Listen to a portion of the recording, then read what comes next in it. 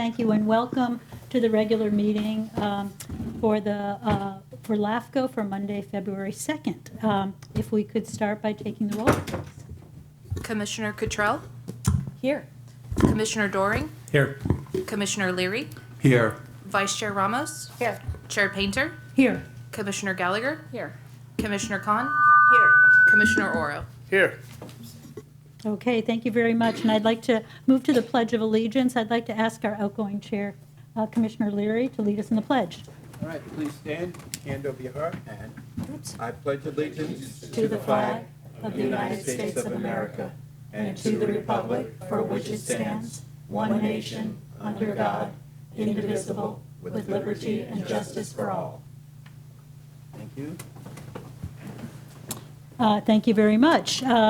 Now we're moving to item 3, which is disclosures under the Political Reform Act, commonly called the Levine Act. If you want additional information on the Levine Act, there's plenty in your agenda. Do any commissioners or have any items to report under the Levine Act? I just have one. I've received all the emails that we have in our packet, and I've exchanged emails with Elaine DeMann. Okay. Appreciate that. Thank you very much. With no other reporting, then I think we're completed with item 3. So we will move to item 4, which is our oath of office for our new commissioner clerk, Clerk Charlie Gray. So thank you. I'll maybe let Brendan introduce her, but I believe council is going to administer the oath of office. Well, thank you, Madam Chair, and good afternoon to the members of the commission and the public. It is my pleasure to announce that LAFCO has a new staff member as of, I believe it was November 24th was your first day, Charlie. Charlie will serve as our new commission clerk, and she's already proving to just be an awesome fit for our office, so we're very happy. Okay, we'll move forward with the oath of office. Yeah, Charlie, will you join me here in the middle? Please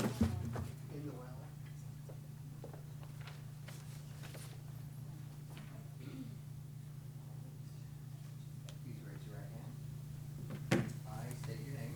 I, Charlie Gray, Do solemnly swear or affirm do solemnly swear or affirm that I will support and defend the Constitution of the United States that I will support and defend the Constitution of the United States and the Constitution of the State of California and the Constitution of the State of California against all enemies, foreign and domestic, against all enemies, foreign and domestic, that I will bear true faith and allegiance that I will bear true faith and allegiance to the Constitution of the United States to the Constitution of the United and the States Constitution of the State of California, and the Constitution of the State of California, that I take this obligation freely that I take this obligation freely without any mental reservation or purpose of evasion, without any mental reservation or purpose of evasion, and that I will well and faithfully discharge and that I will well and faithfully discharge the duties upon which I am about to enter. the duties upon which I am about to enter. Congratulations. Welcome. Charlie, we all, as a commission, want to welcome you. You've joined a small but mighty team, and we're really happy to have you. Thank you very much. So moving on to item 5, that's the approval of our agenda. And I'd like to know if staff or any commissioners want to remove or rearrange any items on the agenda. If not, I'm looking for a motion to approve. So moved. Second. Thank you. Moved by Commissioner Doring, second by Commissioner Cottrell. All in favor? Aye. Aye. Motion carries. Thank you. Opposed? I didn't hear any opposed. I guess I should say that. Thank you very much. We'll move now to item 6, which is public comment. This is an opportunity for any member of the public to address the commission on any matter that is not on the agenda, but within the commission's area of jurisdiction. Just please know that state law would strictly prohibit us from discussing or taking action on any items not appearing on our posted agenda. Do we have any members of the public who would like to approach the commission? Seeing none, any members on the phone? Quiet crowd today. Okay, thank you very much. So that concludes our public comment. Now we're quickly moving to our consent calendar, which is item 7 on our agenda. We have 3 actionable items on the agenda and 9 informational items on today's agenda. Before we move forward, I just want to confirm with council, can we consider these as one motion, or do we have to do two? You're speaking about all items that are on your Correct. consent? Yes, you can do that as one if you'd Okay, we like. can do it as one, but are there any members of the public or commission who would like to remove or discuss any item on either the action items or our information only? Seeing a quiet crowd, I will look for a motion. So moved. Second, Ramos. Okay, moved by Commissioner Leary, second by Ramos, to approve the consent calendar, including both action items and our informational items. All in favor? Aye. Opposed? Again, motion carries. Thank you very much. We're now going to move to a special presentation we have on our agenda from our Auditor Controller, Tracy Schulze, who is going to give us the financial audit for fiscal year ending June 30th, 2025. Item 8 first. Did I say 7? That's item 8. Oh, excuse me, Madam Chair, I'll just hop in. We're now on item number 8, so Oh. this item's not underlined in the agenda, so it's easy to not. miss. I So skipped. I went forward, so I am very sorry. And this is a really special presentation, and so I appreciate that. And Tracy, we're going to hold you for a few minutes. And I want to welcome Executive Director Michelle McIntyre. Michelle is the LAFCO Executive Director. Brendan, do you want to make any introductions? Oh, well, sure. I've known Michelle since, 2008 or so, when we were both analysts. She was at Solano LAFCO. I was here at Napa. We have been wonderful friends and colleagues ever since, and it's really wonderful to see that she has been appointed as the new executive director of the statewide association. Michelle has the skill set, the knowledge base, and the right personality, in my opinion, to make things right. So Oh, thank I'll you, Brendan. hand things over to Michelle. Thank you. As Brendan said, I'm Michelle McIntyre, and yesterday marked my 3-month anniversary at LAFCO, so fairly new. But I just wanted to, so beyond working as an analyst at Solano LAFCO, I also worked as later on, as the executive officer of Placer LAFCO, and that's how I know Gary. So small world, as you know, in the LAFCO circle. But I have been with LAFCO for 3 months now, and so I wanted to share some of the items that we've been working on and some of the things that you hopefully will start seeing out of our association. So I'm just going to start with what's on the calendar, because we have a very busy month this month. We have a business meeting, and it's a special business meeting for all of the associate members, all the LAFCOs. And what we're asking the associate members for a vote on is whether or not executive officer can be eligible to run for the board. So this will be one motion item, and the same motion, the second part of it, is to remove the seat type. So as you may recall, we have county, special districts, cities, as well as public member seat types, very much like many of the LAFCOs. Some LAFCOs don't have special districts, but we have the 4 seat types. So the vote is to remove the seat type because there's not currently an executive officer seat type.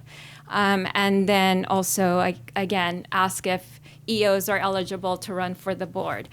So this was not something that the board or even the working group that the board formed earlier last year. It was not done in a vacuum.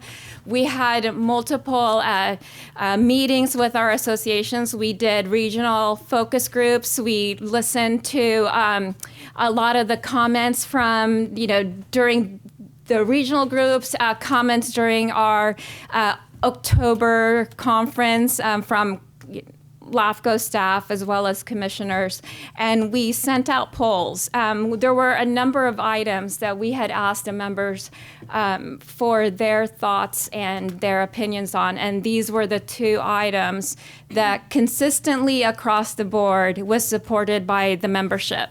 So we do, as I mentioned, we do have a special meeting later this month to go back for an official vote. And then what that allows us to do, should it pass, is for the October meeting, when the next conference is, you may see some executive officers running for the boards. So that's one item. We also have, right after that, we have a LAFCO 101. And so if you don't know, LAFCO is geared towards supporting our membership, but it's, providing resources, providing educational opportunities, and working with legislation. So one of the items, as I mentioned, is a LAFCO 101 to try and capture new staff members as well as new commissioners. I bring that up because you have a new staff member. And so this is LAFCO U. It's a webinar online as of last Friday. Didn't look today, but last Friday we had 65 registrations. So it's proving to be really popular, and it'll be followed up with a 201 in April. Again, building on helping our new commissioners and our new staff build on the knowledge that they will gain at this month's meeting. We also have the board retreat and workshop, as well as a board meeting in February. So a lot happening. I mentioned legislation earlier. We had our first legislative meeting earlier in the year, so last month. And we had 38 people on the call. We do them online, and we may do them in person as the year progresses, just because it's turning out to be such a busy year. But we were all on for over 3 hours. It was quite a productive meeting. So as I mentioned, lots of things happening, not just this month, but also in the spring. We do have our staff workshop, which is in Pismo Beach. Again, creating that opportunity for your staff to network, to get that training. And then, of course, our annual conference, which is geared for commissioners in Sacramento in October. So that's just, as I mentioned, if you have any questions, but I just wanted to tell you about what we're working on and what's coming down the next few months. Well, thank you very much, Michelle. We may have a couple questions for you. I think Brendan may want to begin. Thank you, Madam Chair. Something I failed to mention earlier that really should have been said to set the context for this presentation is the fact that Napa LAFCO is not currently a member of LAFCO. So part of this presentation is intended to remind the commissioners LAFCO exists and offers many valuable resources, and we have the ability to come back. So just wanted to put that into your minds as you think about questions to ask of Michelle. Oh, I also failed to mention, I left myself one here, but I did bring our magazine, that the Sphere, which you receive or attendees of the conference receive annually. So there is an article here from your executive officer. So Very good. Thank you very much, Michelle. Do any commissioners have, well, first maybe I'll go to public comment. Any public comment on the presentation? Well, seeing none, I'll come to the commissioners. Questions? I just want to say thank you very much for taking the time to come today. It's great to meet you and hear a little bit about what's coming up, and that the LAFCO 101 sounds great. And I'm looking at my my supervisor colleagues and thinking that if at least one of us could attend, or one of our aides, because I think building some institutional knowledge around LAFCO would be great from wearing the county hat too. So and great to hear about these opportunities, and that the move to allow EOs to participate in the board makes a lot of sense, because this is one of many boards and commissions we all sit on, and so to again have some direction that EOs can provide on that board it's great to hear. Oh, thank you.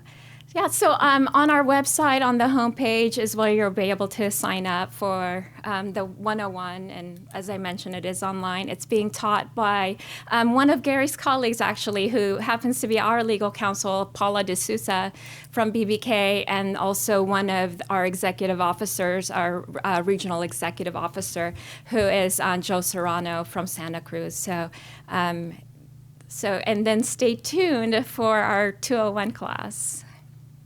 Thank I'm you. hoping to add a commissioner. And you may have that's mentioned it, nice. but is there a date specific and time for that 101? Yes, it's the 25th. I believe it's at 10 a.m. and it is on online. It's an hour and a half to give people an opportunity to ask questions of legal counsel and our executive officer. Terrific. Other questions? No, I have a comment regarding 101. I guess back in 2016, 2017, I attended a 101 session in Sacramento. And also I attended LAFCO U in Sacramento back then. So it's nice to see that you're bringing it back. Yes, we are committed to 4 this year, 1 each quarter. So it's exciting. Oh, and it's going to be online, so you don't have to travel to it. Yeah, I think, well, Yeah. like I said, Friday, I was surprised. We had 65 registered already, and there's still, 24 days left. And so I was surprised, but I think it's just, gives more people an opportunity, to attend being online. And the other request that we had is to record the 101 and have it available for those who can't attend. So that's what we'll be working on. Yeah, thank you. You're welcome. Good to know. Commissioner Gallagher. Thank you. And I'm sorry if you mentioned this and I didn't hear, but are some of the educational opportunities, like they're free to members, but then they cost something for non-members, or how does that work? Because I'm trying to look at obviously what are the benefits of membership and compare that to what the yearly membership is and all of that. Sure. Yes. For example, for the 101, it's $125 for non-members and free to members. And so, as I mentioned, there's 4 that we're scheduled to do, this year. And then for the staff workshop that's coming up, I believe it's 50% more because we're using the same rates as last year for non-members. So I imagine that the conference would be the same.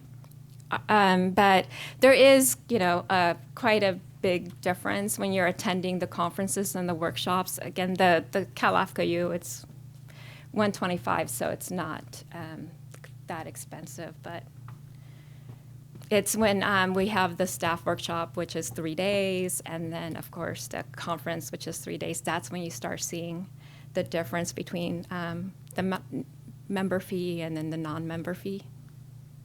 Okay. Thank you very much. Any other questions? Sorry, if it's not appropriate for staff to jump in, I apologize. But I was curious, Michelle, do you know what the annual membership rate for Napa LAFCO is now and what it would be for next fiscal year, or is that yet to be determined? Oh, it's the same. We're keeping, or at least that's staff's recommendation. As I mentioned, we have a board meeting on the 27th. So the staff recommendation is the same as last year, plus the CPI, which I think is what Cal LAFCO's been doing from what I could see the last few years. Okay, do not quote me, but I believe it was $4,500 for Napa last year. Is that correct? That sounds very close to accurate. I was thinking closer to 3,500. Okay, I remember it was under 5. I just, it's been a while since I did the budget.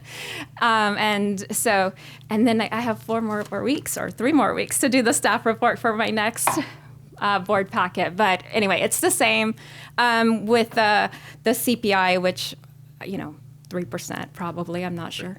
Great, thank you, Michelle. You're welcome. Okay, and while it's not an item on our agenda right now, but maybe council could brief us on what the process would be if we want to consider membership.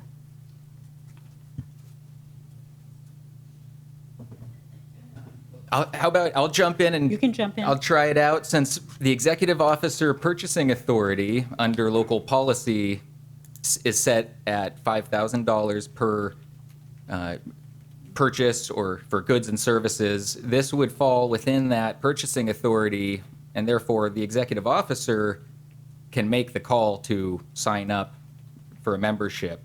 However, I like to get the commission's thoughts on this before making the decision. So I do welcome your thoughts in an appropriate setting. Not sure if you can do that right now, but we will find a way to get your opinions legally.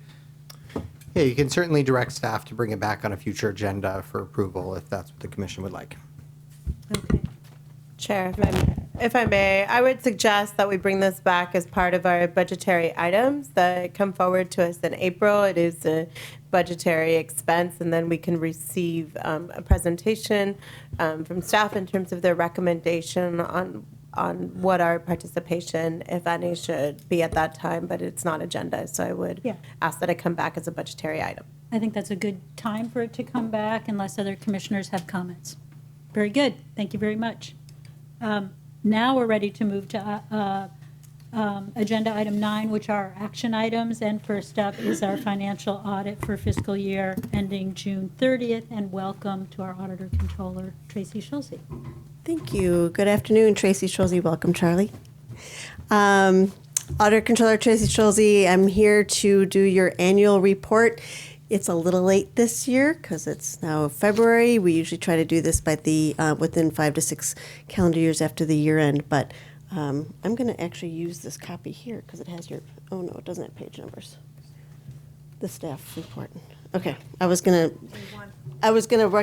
say what page numbers everything was on, but I don't know if your staff report has full page numbers. So, looking at your audit report, I'm going to look at the first page that says the independent auditor's report. I'll give you a minute to get there.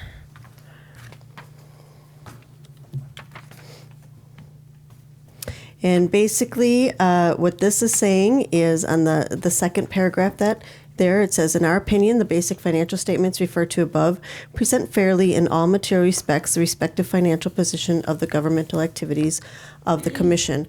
But that means is you have a clean, unqualified opinion in an audit, which is great. That's what you want to see. That means there was no errors or omission in the financial reporting. That means the staff have done their great job in putting this all together. So just want to always like to highlight that.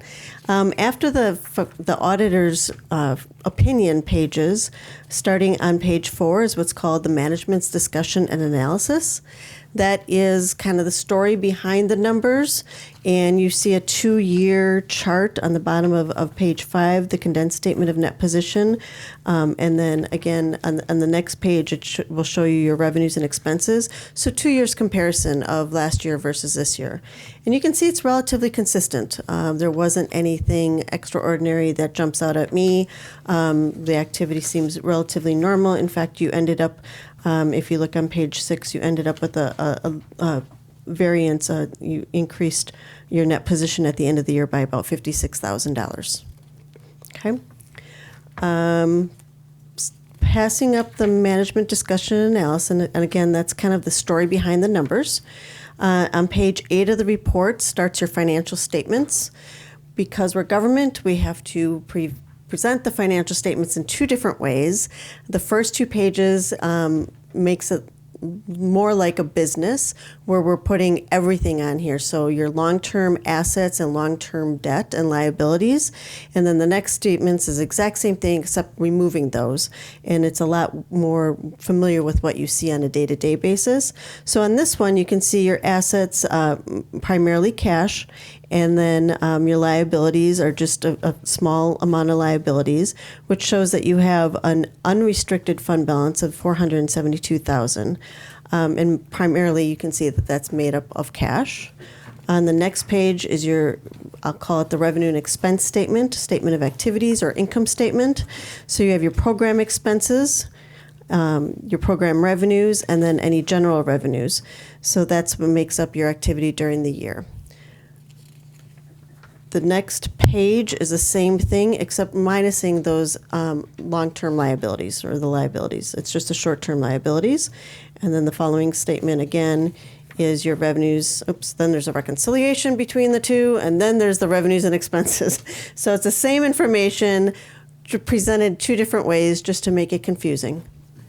But the bottom line is you guys ended up in a positive note with a good fund balance. And we do always want to talk about fund balance, and we'll talk about that in a minute when I bring up that graph that we also give. So the other page, after the financial statements are notes to the basic financial statements, kind of explains more of the counting lingo. And then if you move all the way to page 20, you will see your budget to actuals, which is probably the most useful for this board because it really is what you look at on a quarterly basis or an annual basis when you're looking at your budget, where you ended up and the variances that you've ended up with. So overall, very clean, easy, good report. Makes it much easier with the good staff that you have. So I will talk a little bit about this graph. I don't know where that falls into your packet, but you also received a graph. We give you the past 15 years of your fund balance just to keep everybody in check to see where we're at. A lot of commissioners will say, whoa, that seems like a lot of money to keep in our fund balance. And we wanted to show that this pictorial of showing where you're at. We really look at trying to keep about anywhere between 4 to 6 months of cash on hand. You just never know what you're going to come up with. You don't have any extra reserves sitting someplace. You may, depending on what activities you have going on. So this is a really healthy cash balance, and it also helps you with your budget preparation for the following year. You can see, so the revenues are the blue line, the expenses are the pinkish fuchsia line, and then as revenues increase over the expenses, your fund balance is going to go up because it's really a primary cash fund balance. So this is, you're looking at it and you can see that over the last 15 years, you maintained, probably an average of $350,000. So you're now at $472,000. So that could just be something that you consider in your budget because again, all the jurisdictions are paying for this and they're just, whether you want to draw down on some of that cash fund balance or not when you're doing your next budget. The other item that's in your packet is a letter from the auditors. That is just a correspondence to the board, and that is a legal correspondence that they have to give to make sure that if there was any problems with the audit, and of course there was none. So just wanted to explain what that letter was for. And this is, I believe, the last year of this contract with Brown Armstrong, so we'll be going out for an RFP for new auditors as well. Okay. Any questions? Thank you for the good information. Any questions from the commissioners? Commissioner Doring. I'm just curious about the LAFCO's responsibility for oversight in areas like investment earnings. It looks like that the county treasurer handles those monies. What is our role as LAFCO members to ensure, does the county have its own role in terms of monitoring those investments? Or does the LAFCO itself have an equal amount of responsibility or sole responsibility to make sure that we are doing investments properly and earning as much as we can in a safe manner? Yes, great question. So your money is in the county's treasury, so it's all invested under the county treasury pool under the elected treasurer tax collector. He does have a treasury oversight committee that meets twice a year, and everybody's welcome. It's an open to the public meeting. We have a publicly approved investment policy that gets put in front of the Board of Supervisors annually. And you also receive, as a participant in the pool, you do receive quarterly investment reports that hopefully you have the ability to see. I believe they go to Brendan, and so we do have the quarterly investment reports that will show you all the activity. As a government, we're very risk adverse, so you're not going to earn as much as you would if you were going out in private, but I guaranteed you did not lose a penny when everybody else was during the economic downfall. So so with that, yeah, it's really not, LAFCO itself is a pool participant in the Treasury pool, but again, there's the Oversight Committee and the annual investment policy, and anytime the Treasurer tax doors or tax collector doors are open, All right, thank you very much. He can even come here to provide a presentation annually if you ask. Commissioner Cottrell. Thank you. Thank you so much, Tracy, for coming every year. It's always helpful. And I think it actually makes us get more out of these audits to have you kind of walk us through it. So thank you for that. Thank you. I wanted to go back to the question of reserves and how much we want to keep in that reserve. And one of the things you mentioned, like a 4 to 6 month benchmark. And I know when we've had discussions about it before, one of the things you look to often when you're thinking about establishing your reserve percentage is the variability and the certainty of the income that you'll be bringing in over a year. And we've got, as you point out, not a lot of variability and not a lot of uncertainty. So I guess this is less about the audit and your kind of professional expertise of how any other guidance that you would give us as we look at how we're going to be budgeting in the year ahead. Yes, and you do bring up very good points. We don't have to wait for a lot of government entities are budgeting based on property tax revenues coming in December and April, so they have to structure that.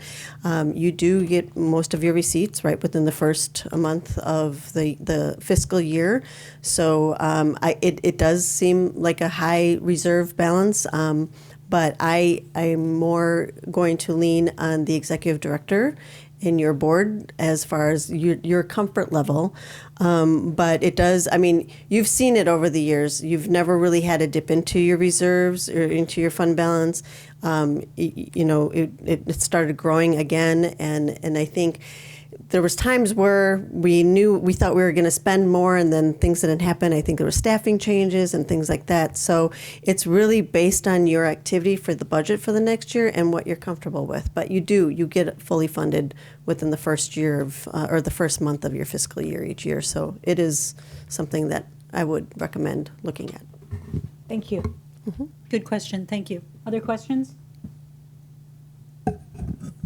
Thank you for that. And I'll just add that is actually one of the things that we've looked at in terms of budgeting, and we did make an adjustment last year in our budget to assume the increases from the fund balance for that exact reason that jurisdictionally we are in a different position. We do not declare emergencies. We don't have unforeseen circumstances that come our way as they do by way of our jurisdictions. And certainly if we were in fact to have those types of additional expenses, we have that ability to go to our partner jurisdictions and say, pay your fair share.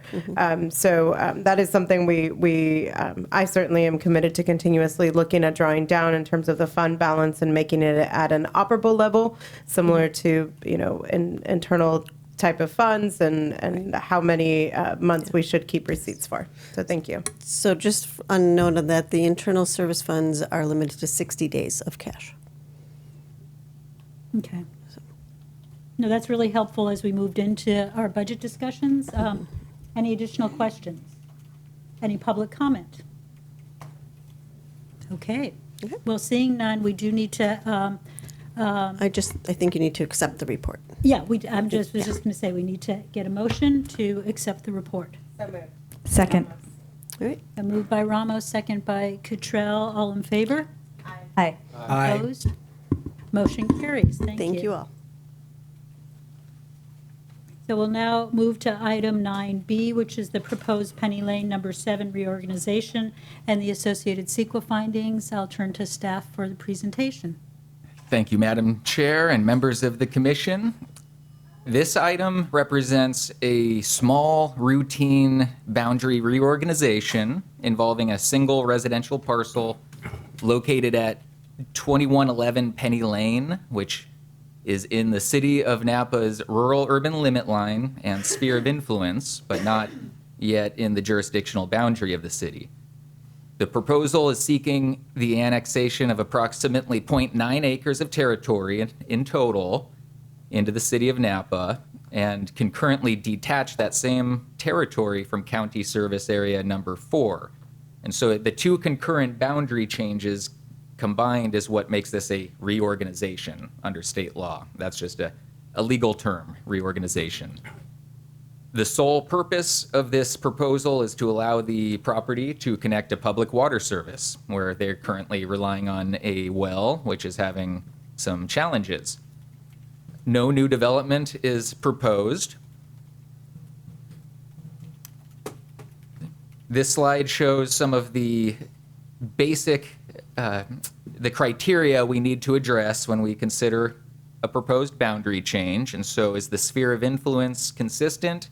Yes, the property is in the city of Napa's sphere.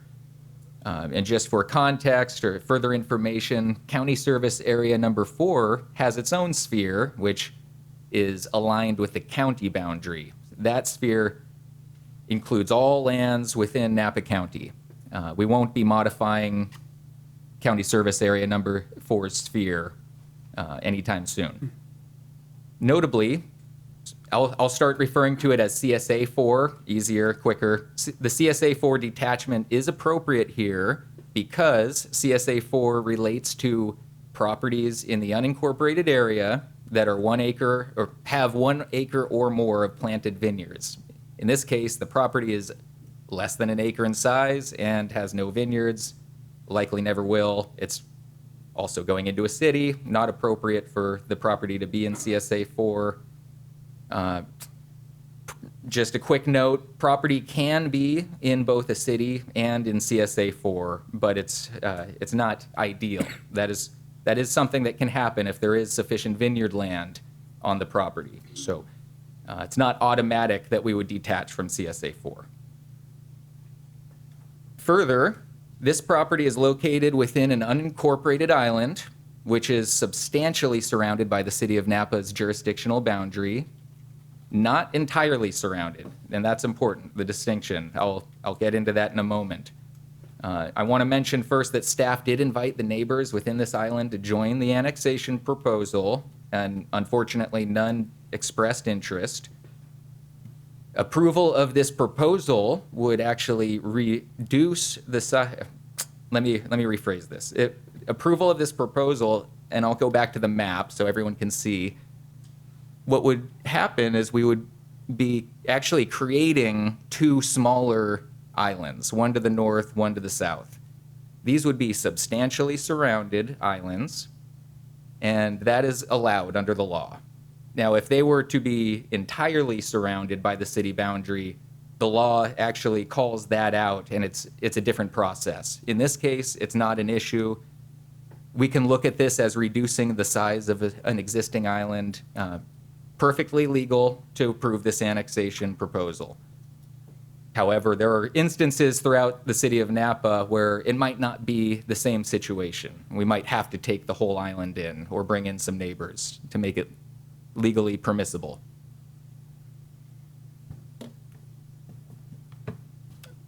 Just finishing the bullet points here, we have 100% landowner consent. We have an existing master property tax exchange agreement in place. Those items made this a much smoother process. We can waive protest proceedings because of the 100% landowner consent. Also, this proposal would be exempt from CEQA. There are 2 separate exemptions that would apply and are cited in your staff report and in the draft resolution. Those exemptions are consistent with CEQA guidelines sections 15061B3 and 15319B. So with all of this in mind, staff recommends the commission adopt the draft resolution included as attachment 1, which would approve the proposed reorganization and make CEQA findings. Staff is happy to answer any questions the commission may have.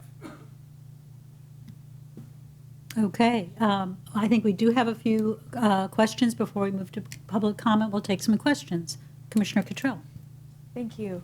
Thank you for that presentation. And what you've just laid out makes a lot of sense. And as always, it's really helpful to have this checklist of the policies and the rationale for how it's consistent.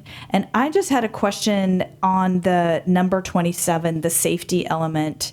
It says the safety element of general plan concerns the question is this property or this parcel identified as a very high fire hazard zone? And the answer for this one is no, it's not located in a high fire hazard zone or a state responsibility area. So if it had been, what would be, like, walk me through why that causes a challenge. I'm not saying that there is a challenge here. I'm just trying to understand how that would flag a potential request. Really great question. Thank you, Commissioner Cottrell. We don't get to have this conversation much, but you've called attention to the many factors we consider under state law. We must address all of these factors, which are under Attachment 3 to the staff report. And no single factor on its own is determinative, so we must consider all of the factors and balance what we believe outweighs the other side, so to speak. So in this case, it seems lopsided in favor of, well, can't think of a reason to say no, a lot of reasons to say yes. That's not always the case, so you would look to these factors. And in this case, if this was in a high fire hazard zone or state responsibility area, it would be up to the commission to decide how relevant that is on the whole, and perhaps that could be something we get into local policies and address that if we want a fine level of detail that says these factors outweigh or should have a higher weight than others. We can certainly build that into our local policies, but we don't have that now. Okay, thank you. Good question, thank you. Commissioner Doring? Just curious if you know what, if there was any resistance expressed, what was the resistance from the other two neighbors? And you had mentioned that the main purpose here is to connect to water, city water, because of a well issue. Do you know, do we have anecdotal or any other information of the well situation by the neighbors? Just a kind of a general flavor of that without getting into much detail. Also a very good question, Commissioner Doring. So the neighbors who did not express interest simply did not respond. So whether or not they truly considered the offer, staff does not know. So we did not have a conversation with them, but we mailed letters to them. Presumably they received them and hopefully read them. So no resistance to annexation. We didn't have anyone saying, I don't want in. We just didn't have anyone consenting to say, yes, include us. Now, I don't have anecdotal information on the wells of the neighbors. If you'd like, I could follow up on that. That would be something we should have on file. So thank you. Jot down a note. Thank you. Good question, thank you. And thank you to Stephanie. We are turning on our computers here because we get to see what's on the slides that you see on the screen, and we're a little bit further away, so it's helpful to have it a little bit closer. So if you're seeing some activity, that's what's happening. Any other questions from commissioners? Okay, hearing none. I don't know if the applicant wishes to speak or if we just want to move to public comment. I'm seeing a head shaking no. Any other public comments on this item? Anyone on the phone? I'm guessing not. Okay. Well, I'll bring it back to commission then to consider a motion. So moved. Okay, and the motion, just to be clear, is to adopt the resolution, including the findings and the CEQA recommendations. Thank you, Chair. That's exactly it. I knew that was. I'll second that motion. Okay, thank you. So a motion made by Commissioner Cottrell, second by Doring. All in favor? Aye. Opposed? Motion carries. Very good. So now we are going to move to our next item on the agenda, which is item 9C, which is the proposed amendment to a contract with RSG that's relating to the City of St. Helena Municipal Services Review. Brendan, you want to give us a report on that? Yes, thank you, Madam Chair. This item involves just one action item, which is to approve a contract amendment. Some in this room heard previously there may be a need to adjust our budget as part of this process.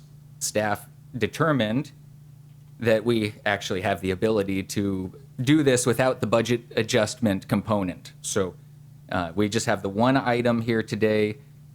What this is, it would amend LAFCO's contract with a private consulting firm called RSG. RSG is preparing the scheduled City of St. Helena Municipal Service Review and Sphere of Influence Review. The amendment is needed because during the preparation of this report, complex issues emerged related to the city's public sewer system, possible outside service agreements, and also how the general plan study areas that the city adopted should be evaluated in the LAFCO report as possible sphere of influence study areas as well. Now, as a reminder, the original schedule for this report called for a draft report to be expedited. It would have been presented in the latter half of 2025 on the original schedule. The idea in expediting the report was to allow the city and LAFCO to possibly utilize one or two pilot programs that existed at the time under state law. Those pilot programs relate to outside boundary service extensions, both of them, and they've both been repealed and can no longer be utilized. And so with that in mind, the urgency has been eliminated, at least in LAFCO staff's perspective, and the city staff seems to be agreeable as well that the urgency is no longer present.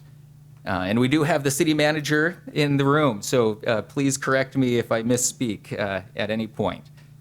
And so toward this end, city staff did request additional analysis in our report after reviewing a preliminary, not even a full administrative draft. It was certainly lacking, and the city and your own staff agreed that report was inadequate.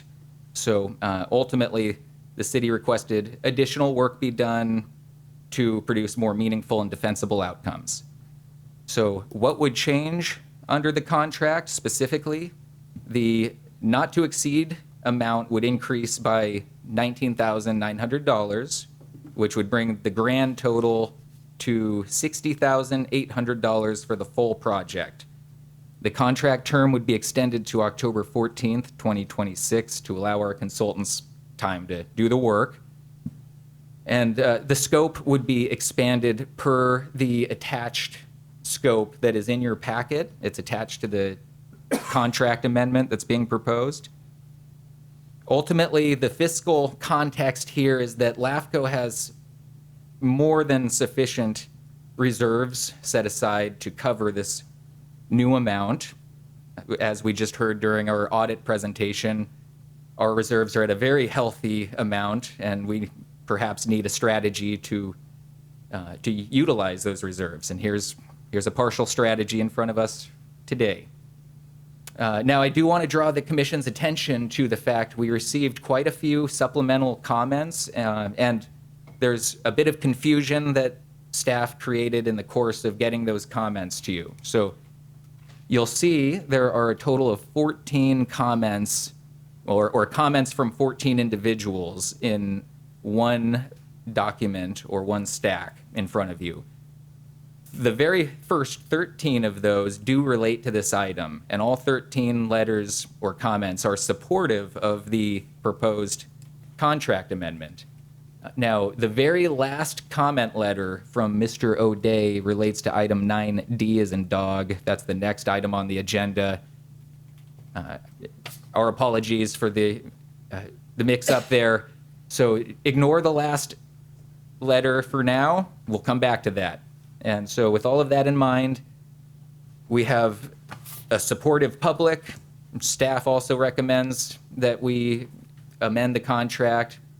The city staff is here in the room and hopefully still wants this. So with all of this in mind, staff recommends the commission approve the proposed contract amendment included as attachment 1.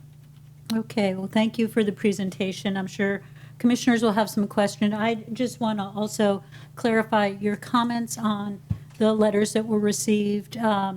What we're reviewing and approving today is simply an amendment to the contract.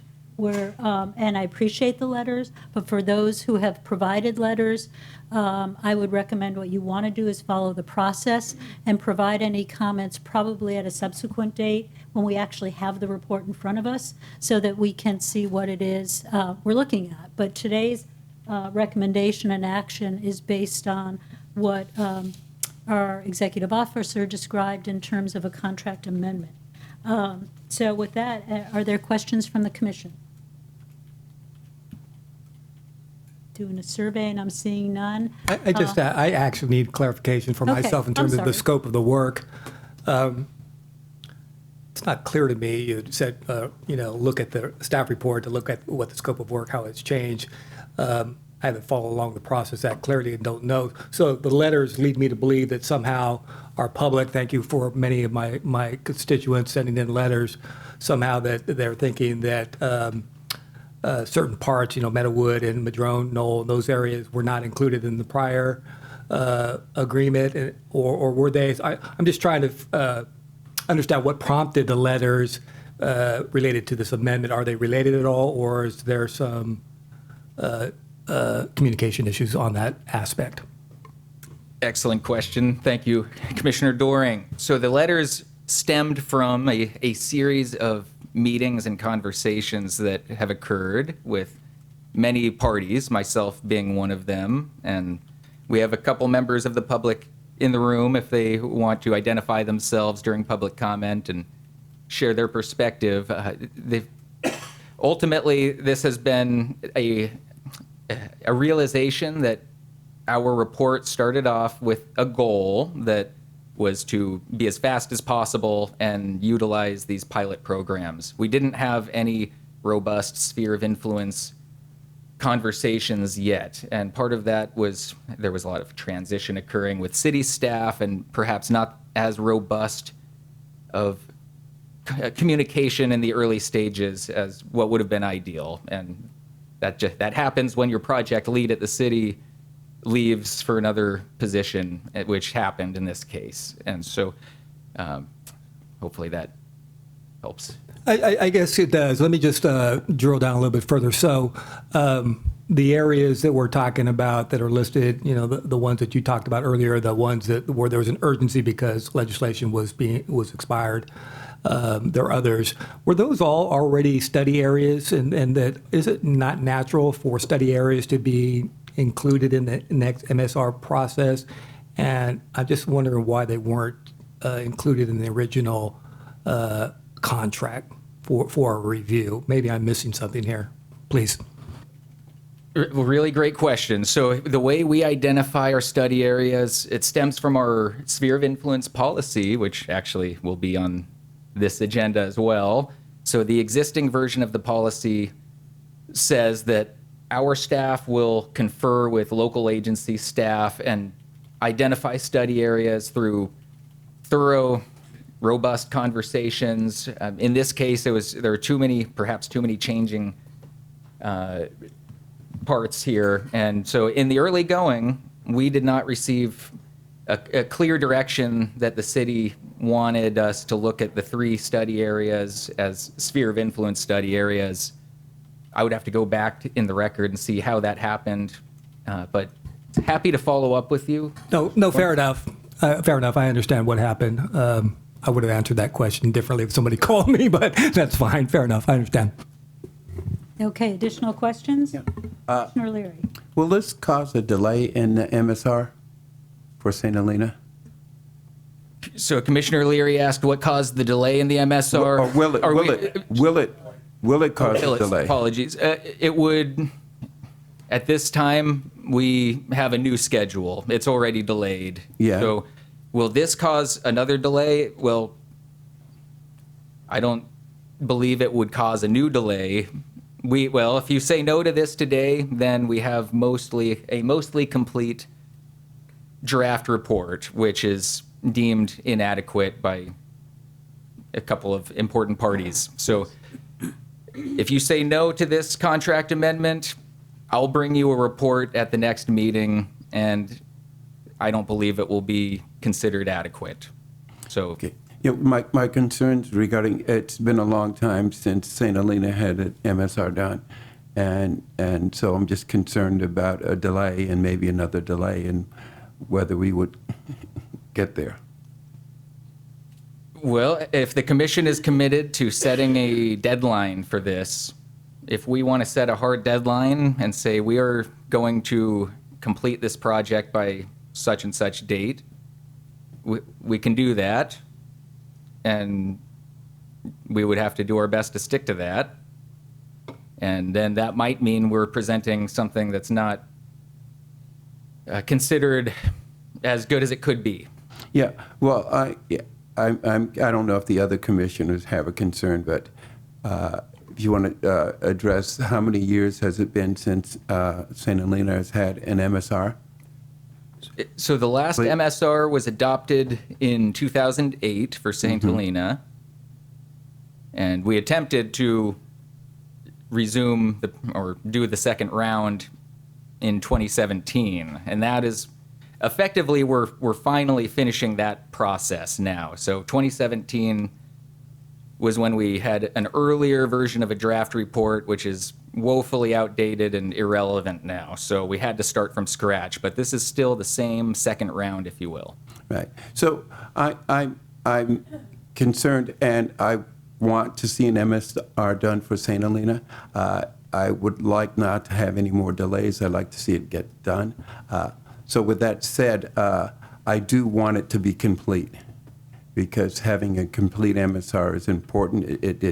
It's a reference item document that people can go back and look at, and so creating a complete picture of St. Helena and its areas around is important.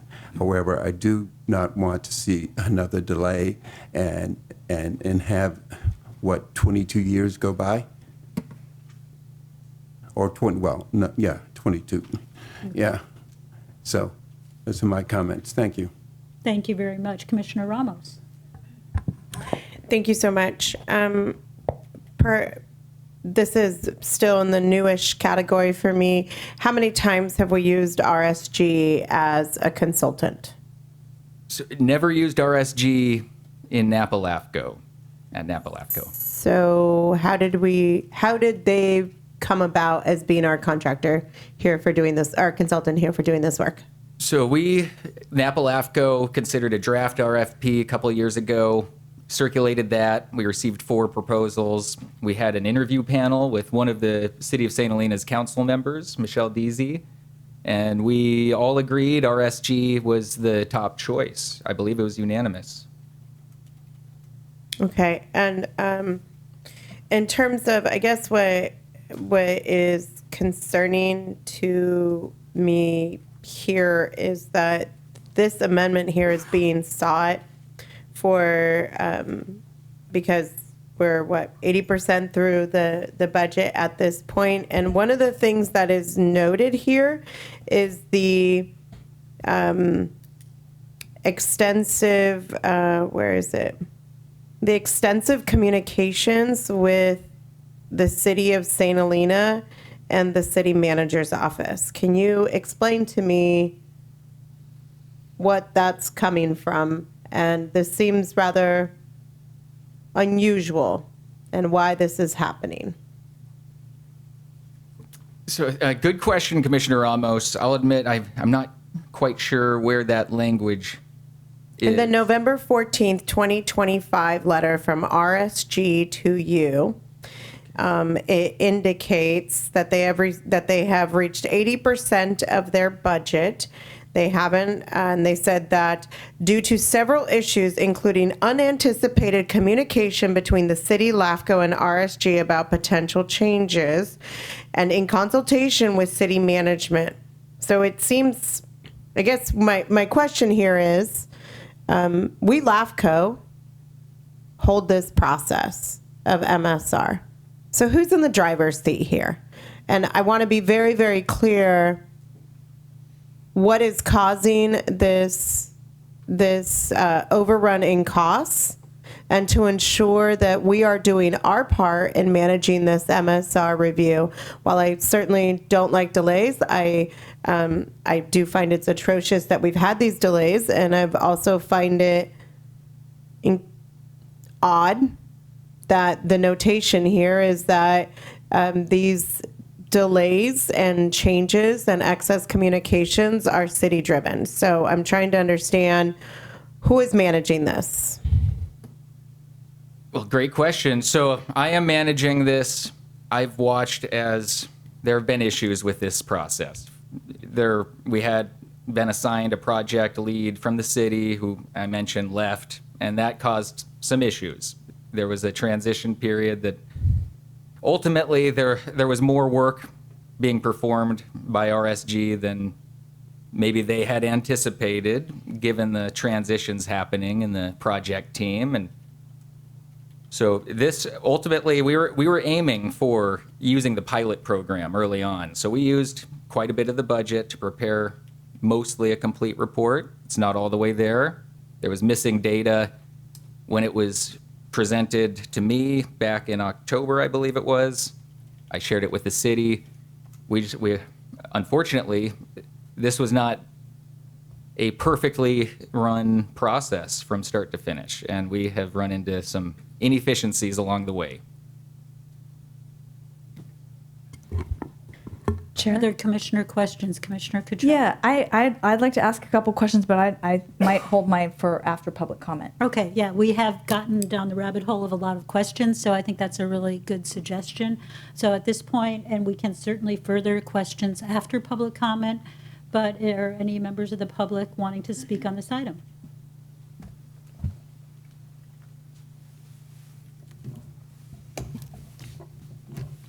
Yes, and your public comment time is limited to 3 minutes. Understood. When you're ready.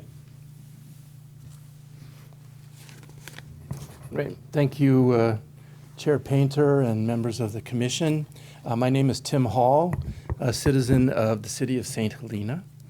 I just want to further the letters that you've received from a number of the citizens within St. Helena.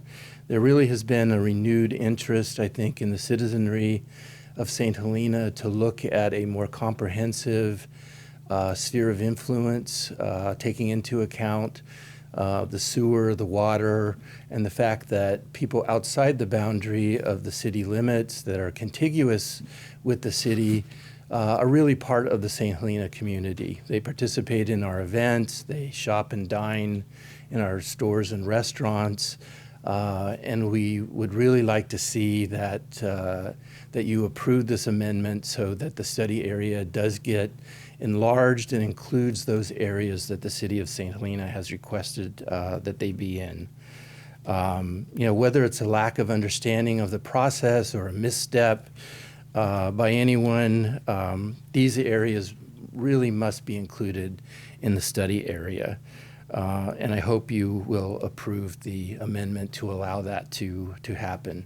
As Commissioner Leary stated, it has been since 2008, since the last formal MSR and sphere of influence was published. I don't want to have to wait another 5-year cycle after 2025 or 26 before we're able to include these important study areas into it. So I truly believe that allowing some additional time, whether it's a month or 2 months to include these, is time well spent. The last thing I'd like to say, and I'd be remiss if I didn't, is I really want to sincerely thank the executive director and the members of his staff. A number of the citizens have worked with them to better understand the whole process of LAFCO. And I think that, it's been time well spent. You have a better educated citizenry now within St. Helena about the process and what needs to occur. And that allows us and gives us some more power to push the city to do the things that they need to do in order to affect some boundary changes that are much needed. So if you have any questions, I'd be happy to answer them, but thank you very much for your consideration of approving this item. Thank you, Mr. Hall. Thank you.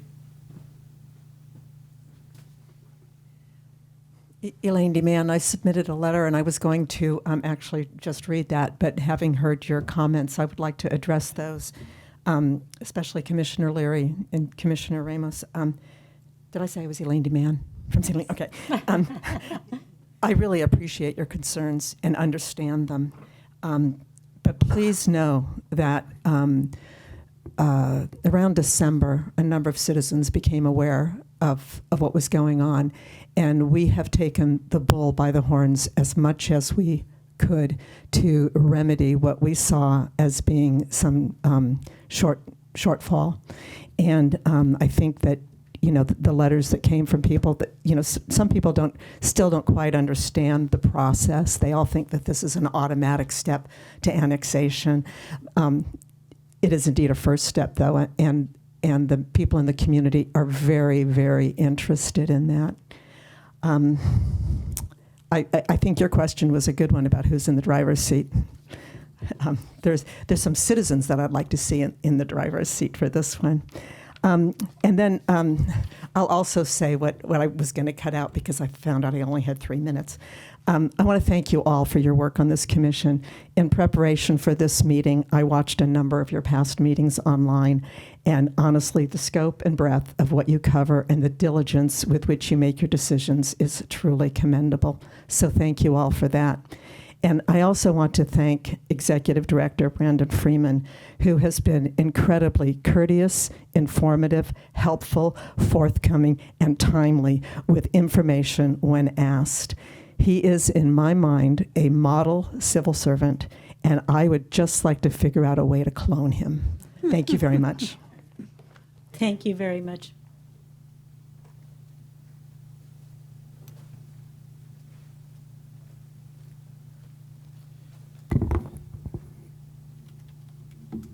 May I? Oh, yes, please. Thank you. Good afternoon, commissioners and staff. Thank you very much for having this item. I just want you to know that as City Manager of City of St. Helena, Anil Comello, I'm fully supportive of this particular item. My thanks as well to the Executive Director of the Commission for all the support and diligence on this matter. There were a couple of challenges. I should describe that for you. We did have a very important person of our staff in my office, the Assistant City Manager, who left the city in April of last year. I then appointed I assigned the Assistant City Manager designation to our Public Works Director, and he took over for a little while. And there were some challenges because he's got his hands full with Public Works. And so I've inserted myself, and I've been working with staff on this matter.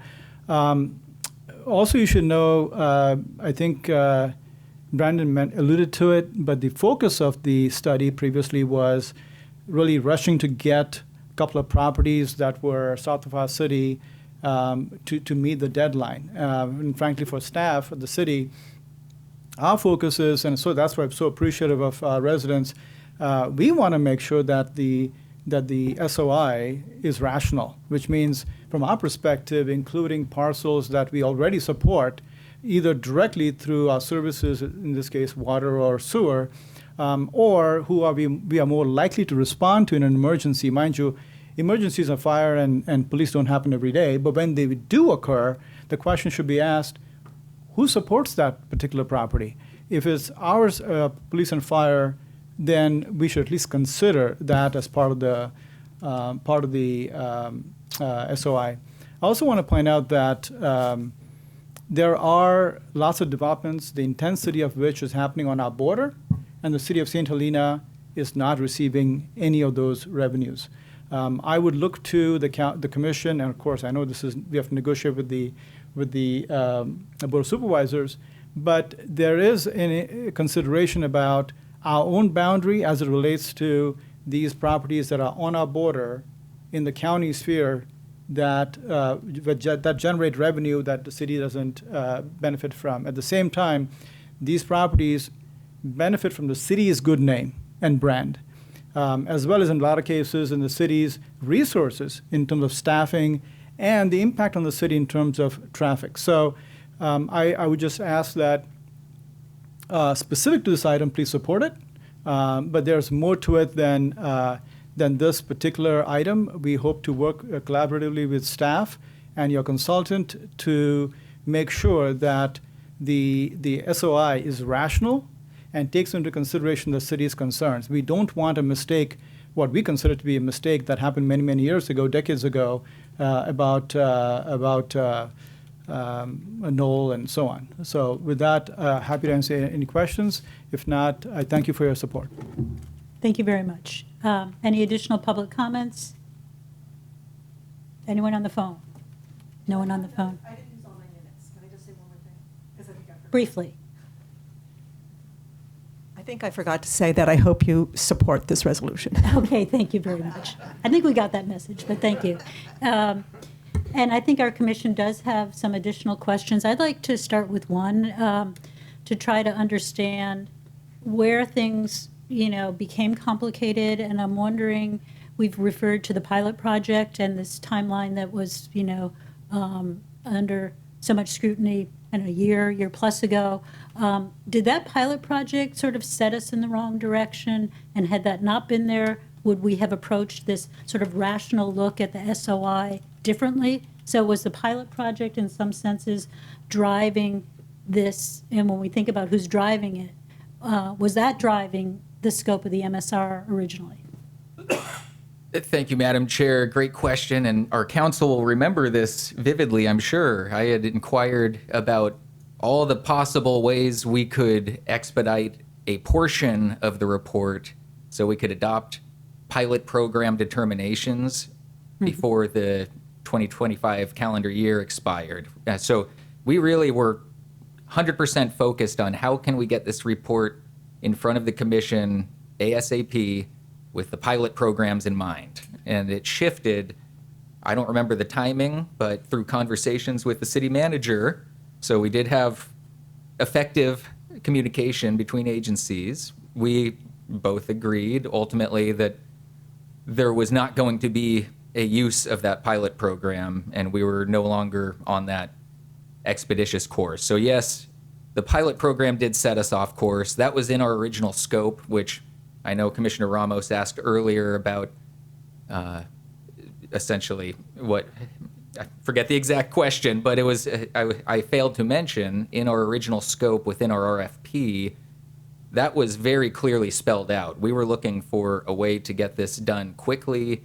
The pilot programs were cited by code section, and so yes. Okay, good. No, that just helps to understand when we look at setting up an RFP, what we include. We can't change that from the past, but I think, at least for me, I want to look at doing the right thing and doing the rational thing, even if it costs a little more time and money. So additional questions from the commission? Commissioner Leary. Yeah, it's going to be a lot more to unpack here. Normally, with MSRs, do we include the spheres, SOIs? So another great question where the answer is not a simple yes or no. We have local policies that speak to this. So we have a policy on spheres of influence that essentially says we should be reviewing the existing sphere whenever we do an MSR, but we're not doing the sphere update yet. So now how do we get from we've reviewed the sphere and we've decided we want to look further and possibly change the sphere? So that is a great question. In this case, we put out an RFP and we hired a consultant with the understanding they would be reviewing the existing sphere. They were not expecting to look at 3 study areas and do the full-blown analysis. Right. So that brings up other questions in my mind, and because when I hear boundary changes now included in this and talking about the sphere of influence, we want to do this, and when someone mentions boundary changes, that seems to me that they're looking to expand their existing boundaries. Now, I don't know if that's a fact or not, but if normally we process an MSR and then we go and we do a sphere study, it seems to me, I'm can't find the word that is polite, that we're pushing it together, then what is the purpose of this to really push this along? Can I add to that question? Yeah, yes, you can. Because I think what I'm hearing is, are we doing just an MSR, or are we being asked to change this to an amendment to the SOI? I don't know if that was your question. Yeah, I just thought I'd jump in quickly. So you do have to review the sphere of influence. You need an MSR to do that. So these things are related, although to Commissioner Leary's point, it usually follows because you need to have your MSR in place before you can make a determination on the sphere of influence. The MSR, though, can and often does make recommendations about changes of organization and other things. It's up to you all what goes in there, of course. You're going to get a draft report. That's going to come here on the agenda. You all can change it and send it back for further revisions if you can't make it at the meeting. So my sense is part of this is different interest groups want different things in this MSR, including recommendations, perhaps, that would support a future change of organization. A future application for an annexation, for example, has to be consistent with your MSR. So that's probably what's going on here. There are folks who want to get information in so that it's in this document so it sets the groundwork later. And we should probably just say that out loud. So you all are ultimately going to be the ones who are going to decide what's in this MSR, and you are in charge of approving it. And when the draft comes, we can have that discussion. Okay. I do see a hand that was raised. Technically, we didn't close the public comment period. If you can keep it very brief, I'll give you another minute. I will. Thank you very much. So that's exactly it. We were very surprised. Again, we have never. I've not gone through this process before. My staff hasn't either. So we sought guidance from Brandon how we go about looking at our boundaries and looking at our SOI.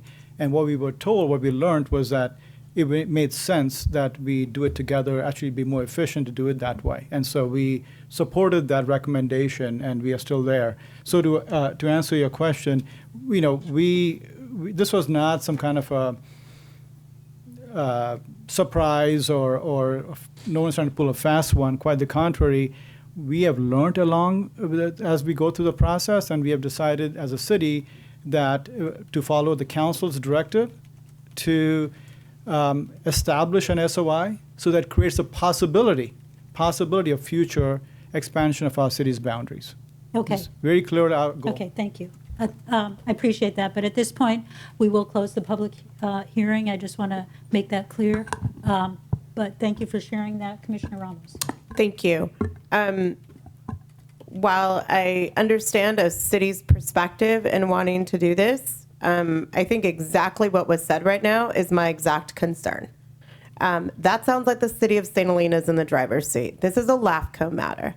And I do not recall this commission saying we were on board with consolidating the MSR with the SOI.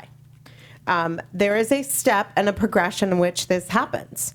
And first is MSR, and that MSR then can be, based upon the recommendations, we can look at any applications of changes to the SOI. This is, with my LAFCO hat on, this is sounding like the city of St. Helena would like us to have an MSR in light of their stated changes that they want in the SOI. The city manager just told us that there are traffic impacts to the city of St. Helena by non-jurisdictional properties. That's an annexation argument. There are impacts that I've heard of use of services from the city of St. Helena to non-city, well, let's just call it, to county lands. That's an annexation argument. That's putting the cart way before the horse. And so my question to staff here is, how do you get this back on track to be an MSR? Because my understanding of what this commission has engaged in and the work in which we've done it before is to have an MSR. So how do we do that? Is it through this consultant? And how do we ensure that this very issue doesn't happen? Because I mean, with all due respect to all our other jurisdictions, I don't want these other two coming up on me and saying, no, we'd like to change your process that has already been adopted by this commission. And I don't like agenda items coming forward that are changing the process. And that's what exactly is happening here. Nowhere in this summary does it say that we're looking at the SOI, but the public comment says SOI. The letter says it implicates SOI changes. So how do we get back on track? Well, that's a great question, Commissioner Ramos. We can get back on track by agreeing today that we are going to pick a path and you direct staff to follow your direction. If that is to say no to the contract amendment, we're sticking with what we have. I will work with RSG and I'll do extra work myself. That's what it will take to get a complete report to you that's an MSR, which is what you originally approved. We will get that moving. That will be challenging. I will commit to making it happen and it'll get done. In terms of challenging, I will, before Gary, I think one of the things that I think needs to be clearly laid out is that the residents of St. Helena need to know what that time frame is. Everyone else has gotten an MSR and then they go down the SOI path. And there is interest by the residents. Understandably, the fact that this has taken as long as it has is inexcusable. And by having this contract amendment, I don't think actually that gets us to better work. That's my concern. My concern is having a complete MSR that can inform the residents of what any recommended changes may be or next steps would be to then go to the SOI process. So how do we clearly delineate that? Because my concern is we're here because the direction of this commission was not followed. Yes, sir. I'd want to, if you want to Okay. go. He's going to respond, and then we'll go to Commissioner Cottrell. Yeah, so just a couple thoughts on the process and maybe a path forward here for the commission to consider. So in the MSR process, the LAFCO law requires members and also any other jurisdiction to cooperate, provide information, and provide documents. It's common when you hire a consultant to have the consultant take the lead on that simply because most LAFCOs don't have a lot of staff and it's just easier for it to go directly to the consultant. But the degree of that involvement of the consultant as opposed to staff, where those questions come from, who the information goes to, that can be shifted. Right now it might be too far to one side. It could come back to the staff side. And then, of course, this consultant works for LAFCO. And so you can direct them under the agreement to do things or not. And so that direction to your executive officer and maybe a more active role, up to you all, of course, might be one path forward. Okay, Commissioner Cottrell. Thank you, Chair. And I first just want to say thanks to the residents and the city manager from St. Helena for being here today. I'm a resident of St. Helena. It's important to me that the city succeed, and so I appreciate the interest on the part of residents and the city manager. And thank you, Jesse, for being here as well. So a couple of things. So I appreciate all the questions that have been asked because you've asked some of the questions that I've had too. And one of them was just to ask Brendan to walk us through what a typical process is, and it's MSR, SOI, and perhaps out of that a request for annexation. So, and I think that's an important process to remember as we're looking at what LAFCO was created to do. And so I would love to hear a little bit more about that. But I want to just, first of all, really acknowledge that it's been too long since this MSR has happened. And that's probably no one in this room was present in, 2015 or 2020 when those opportunities were missed. But Ken, I think you raised a great point. Like, we need to get this done. And I like what you said, that it really needs to be complete. So I think rather than give staff and RSG this has to happen by April, that doesn't make sense. But you can communicate to them that we want this. This is a very high priority, that this MSR gets done, because in my mind, we need a complete analysis there to then have a conversation about the SOI. Wanted to call out a couple things, and I appreciate all the letters from the residents. And one of the things that folks are pointing out is the St. Helena Water Service going out to several properties outside of the current city limits. And people also mentioned police and fire. And I just wanted to kind of clarify, it's my understanding that County Sheriff and Napa County Fire Department also serve those properties too. So there's a lot of important mutual aid that happens throughout. And then I think the other piece that's we need to talk about a little bit is what those policies are from the Cortese-Knox-Hertzberg Act about why we have an annexation process and why we have this whole LAFCO thing, which is to protect agricultural lands, to ensure orderly development, and we don't want to create new islands. I like that our previous item was about an annexation, and one of those important checkboxes is not creating islands. So again, I think those are really important for residents to understand as we're all looking at our process here. And then the other thing I just want to flag, because I know that a big question, and again, I like what was pointed out, is there's some motivation here that's not necessarily in this document, this question of an annexation of a property like Meadowood. And I think it's important to understand that with any annexation, we saw it as a slide up here, is the question about the tax sharing agreement. So I have not been on LAFCO when a tax sharing agreement has been negotiated. So a question that I wanted to ask the two of you is, what does that look like, and what are some of the factors that go into that? I mean, because again, in general, when I think about the purpose of the CKH Act, it's to, the vision is you have an entity, a jurisdiction that has grown, needs more space because it has filled up all the developable space within its boundaries. And so then it's asking its neighbor, oh, we need some more space to do something. It's not something, it's different when you're looking at a piece of land that's already been developed. So given that, could you talk a little bit about the tax sharing agreement? Sure. So that requirement comes from Revenue and Taxation Code Section 99.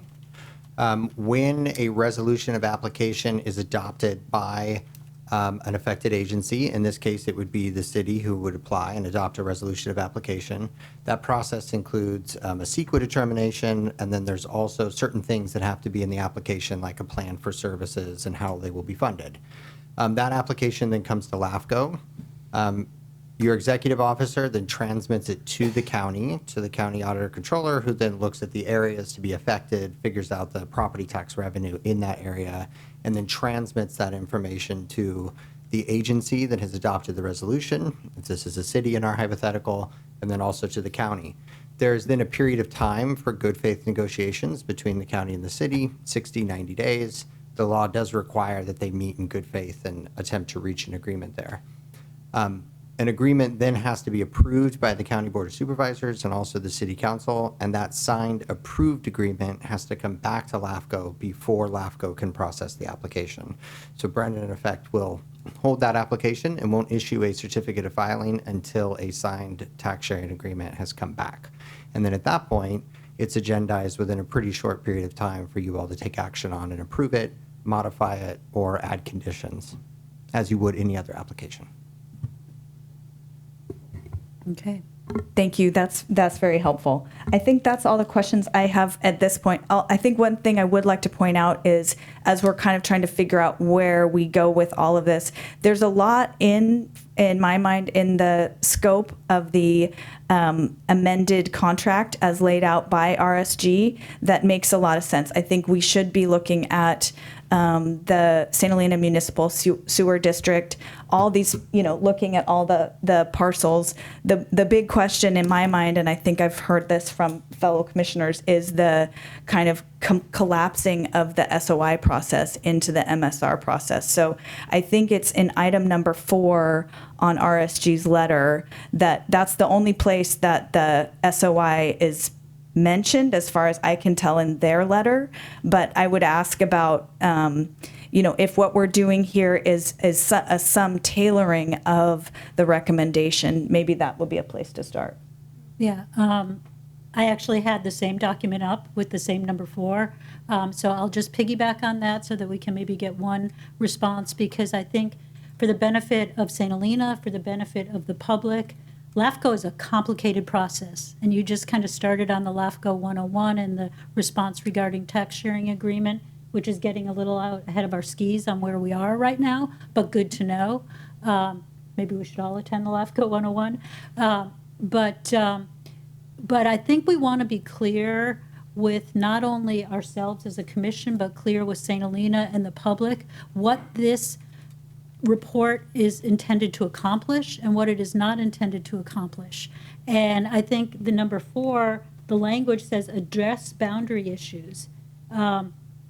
So how would we go back and provide recommendation to you to, fine tune, if you will, the scope of this so that there's clarity for everybody as to what the final product is, that at least what I'm hearing, a consensus from this commission, is that the final product is an MSR, step 1. And there are some other really good pieces of information in that scope that probably should be done and maybe should be done at the cost that is put forward in this scope that we're looking to approve. But I don't want there to be misunderstanding that this final report is somehow creating an amendment to the SOI. And do we even need to clarify that today? I think Commissioner Leary has a... Once again, there's a lot to unpack here. We have steps, MSR, SOI, leading to boundaries or annexation or changes.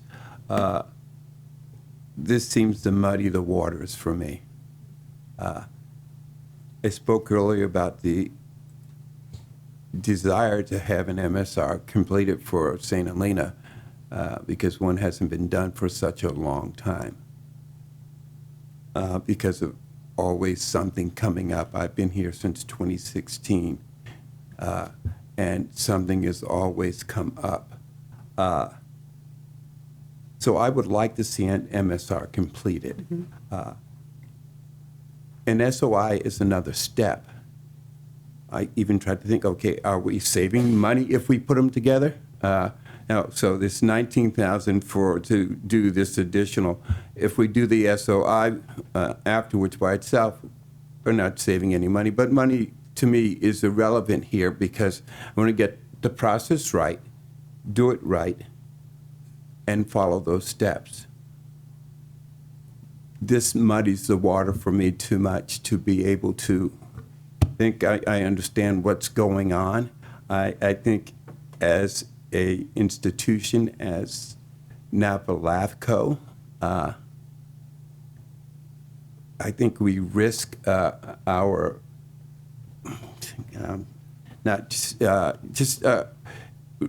we risk the faith that the public has in us. So that's I'm speaking as a public member and not as any organization or representing any organization. I try to speak from the public's point of view because that's who I represent and not any industries. And this gets outside of our steps that we take normally. and there is a reason why we have these normal processes that we follow. So, thank Okay, you. thank you. Commissioner Khan? So sitting here listening to what's, excuse me, going on from both the public and those of you up front here, two things come to mind. One is we have time, second is money, cost. If we try to merge these two recommendations in terms of putting an MSR in place as well as the annexation, that will clearly, in my mind, delay that. And I'm just going to take a simplistic view. If you don't know what your baseline is, whether it's water, sewers, whatever, okay, and we just had that earlier one where it's like there's already a water line out there, okay, so that was a simple decision. But if you try to mix those together, then you're adding complexity just into the city of St. Helena. If you know exactly, here's the boundaries, here's what our water is, here's our all, then you start saying, fine, then we go through, as you said, a separate process to try to annex it. Do we have water? Do we, what are the tax sharing? But if you try to put those all together, I think it's going to take a lot more time. He's probably going to be I could see Brandon's working 24/7 on this. But I think Ken has it, and I think Belia has that. It's just we should follow our own process and just say, fine, we now know it's very, I don't want to say it's simple, but we have an application process to expand the boundaries. And that may not be as simple as it sounds. There may be some that are very simple and others, I think there was a comment, there are a lot of people who live outside our boundaries and they would like to take advantage of it. Well, they're already like shopping there or going to the banks, but where's the water, where's the sewer, where the traffic coming from? So I'd like to see those become two separate processes. One which we can clearly say this is the MSR and then follow up with the any expansions. Okay, thank you. And I think, we want to try to bring this to a decision. What I'd like to hear is that this $19,000 in additional scope is strictly to service the completion of the MSR, and that it is not in any way including changes to the SOI. Is that correct?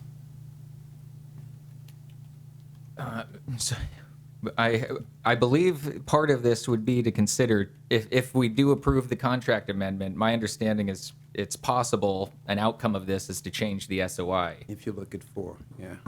That's my understanding. Okay, well. No, please, go ahead. Chair, if I may. Yes. I think we would be very well served by going back to our policy. And our policy on municipal service review says the MSR process requires LAFCO to make determinations regarding the provision of public services pursuant to Government Code 56-430 and empowers but does not require the commission to initiate changes of organization based upon MSR conclusions. However, the commission, affected local agencies, and the public may subsequently use the determinations and related analysis to consider whether to pursue changes to service delivery, government organizations, or SOI. So, staff, pursuant to our own policy that's already on the books, that proposal from RSG needs to be changed to be consistent with our own policy on municipal service reviews and special reports, which was last amended on April 7th, 2025. Consistent with that, the Government Code, Section 56-430, subsection B says, in conducting a service review, the commission shall comprehensively review all of the agencies that provide the identified service or services within the designated geographic area. So those two clearly are saying they are separate processes. And so we really need to get back to our policy and sanitize, for lack of a better word, sanitize the RSG proposal of any references to SOI and make sure that we're implementing only our MSR policy pursuant to Government Code Section 56-430. And I'd be happy to make that as a motion, but I do not believe that this is ready for approval because it's not consistent with our own adopted policy. Okay, before we consider a motion. Madam Chair, may I make a comment, please? Yes. I've been over here trying to make a comment. I haven't seen you. I'm so sorry. I just want Yeah. to bring a little context to the point here. Points well taken, by the way. However, it's important to note, and I want to get more feedback from the executive director, that all three of these study areas have been in our general plan as study areas since it's been at least 6 years. So there's always a contemplation that these three areas that we're talking about will be studied at some point. And so, as I understand it, the LAFCO executive director recommended that that study area be included. So we have to study the areas at some point, and that's short of changing the SOI. But my practical question is, how do you study your resources with respect to sewer, water, and fire without including areas that you're already providing the services to? You have to somehow incorporate some of that study before you get to decisions about change of rig organization. So I think it would be sort of very bizarre to just narrow it so strictly that you are not even going to talk about these three areas when we are providing services to them. You want to study the services. So that's maybe where I see things a little differently, and we would be happy with that, some kind of a study of those areas. Yeah, well, I'll I think defer to the chair. to be clear, I think those study areas are included because we're looking at the sewer service areas. Absolutely, absolutely. I think the question for me is, does RSG need this additional money to make sure we get a completed MSR? And then a subsequent step could be looking at the St. Helena General Plan, looking at the MSR that has looked at the entire service area. And I think, there are components of this proposal that are really good. But the clarity that I'm hearing from this commission that is not there is what the end product is in terms of any boundary adjustments. So I know our counsel had a comment to make, so I'm going to turn to him. Yeah, first a procedural one. You certainly can amend the scope of work before you approve this amendment at this meeting. So if there's consensus to do that and you'd like to take out phrases or remove references to sphere of influence, that's okay.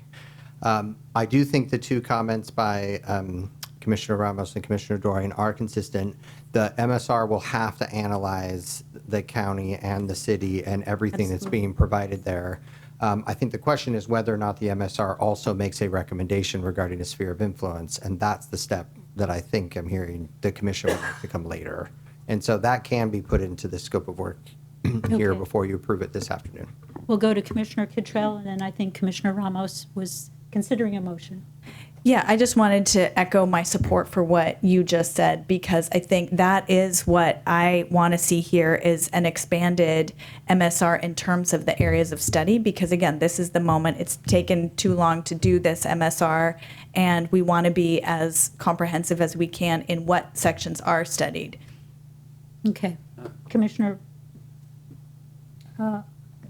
Ramos, did you want to make a motion? Yeah, Before you make a motion. Sure.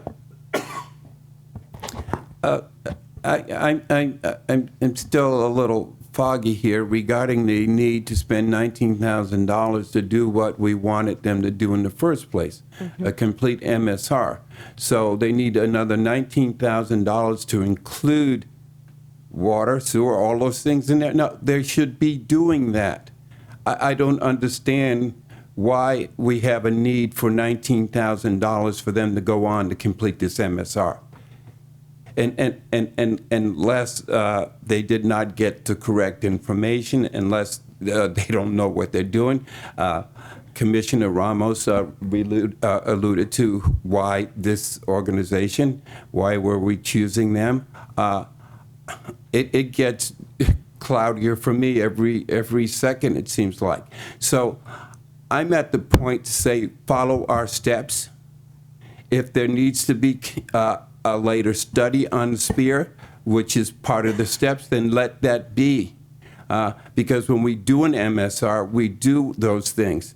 I wanted to think back to American Canyon when they had one done back in the 90s or 80s, and there were some, I can't remember exactly, but in terms of the sphere and everything else, Brendan, you might be able to recall that, but that question still keep coming up. So when we bring things together and make them murky, they last a long time. So I think clarity is important at this step. And that clarity is, as Commissioner Ramos suggested, that we follow our procedures and guidelines as they are written in policy. Okay, Commissioner Ramos. I'd be happy to go ahead and throw this as a motion and see what's yes to Commissioner Dorian. I do agree. The service areas need to be part of the municipal service review.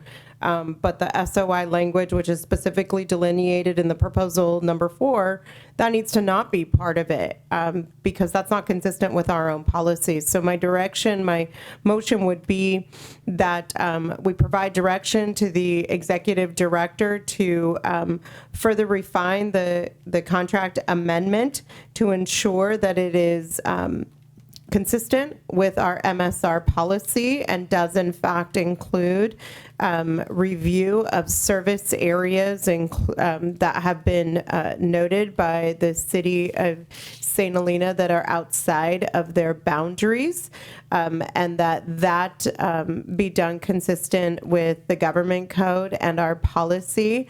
And we would be most happy to receive an update that it will be less than $19,000.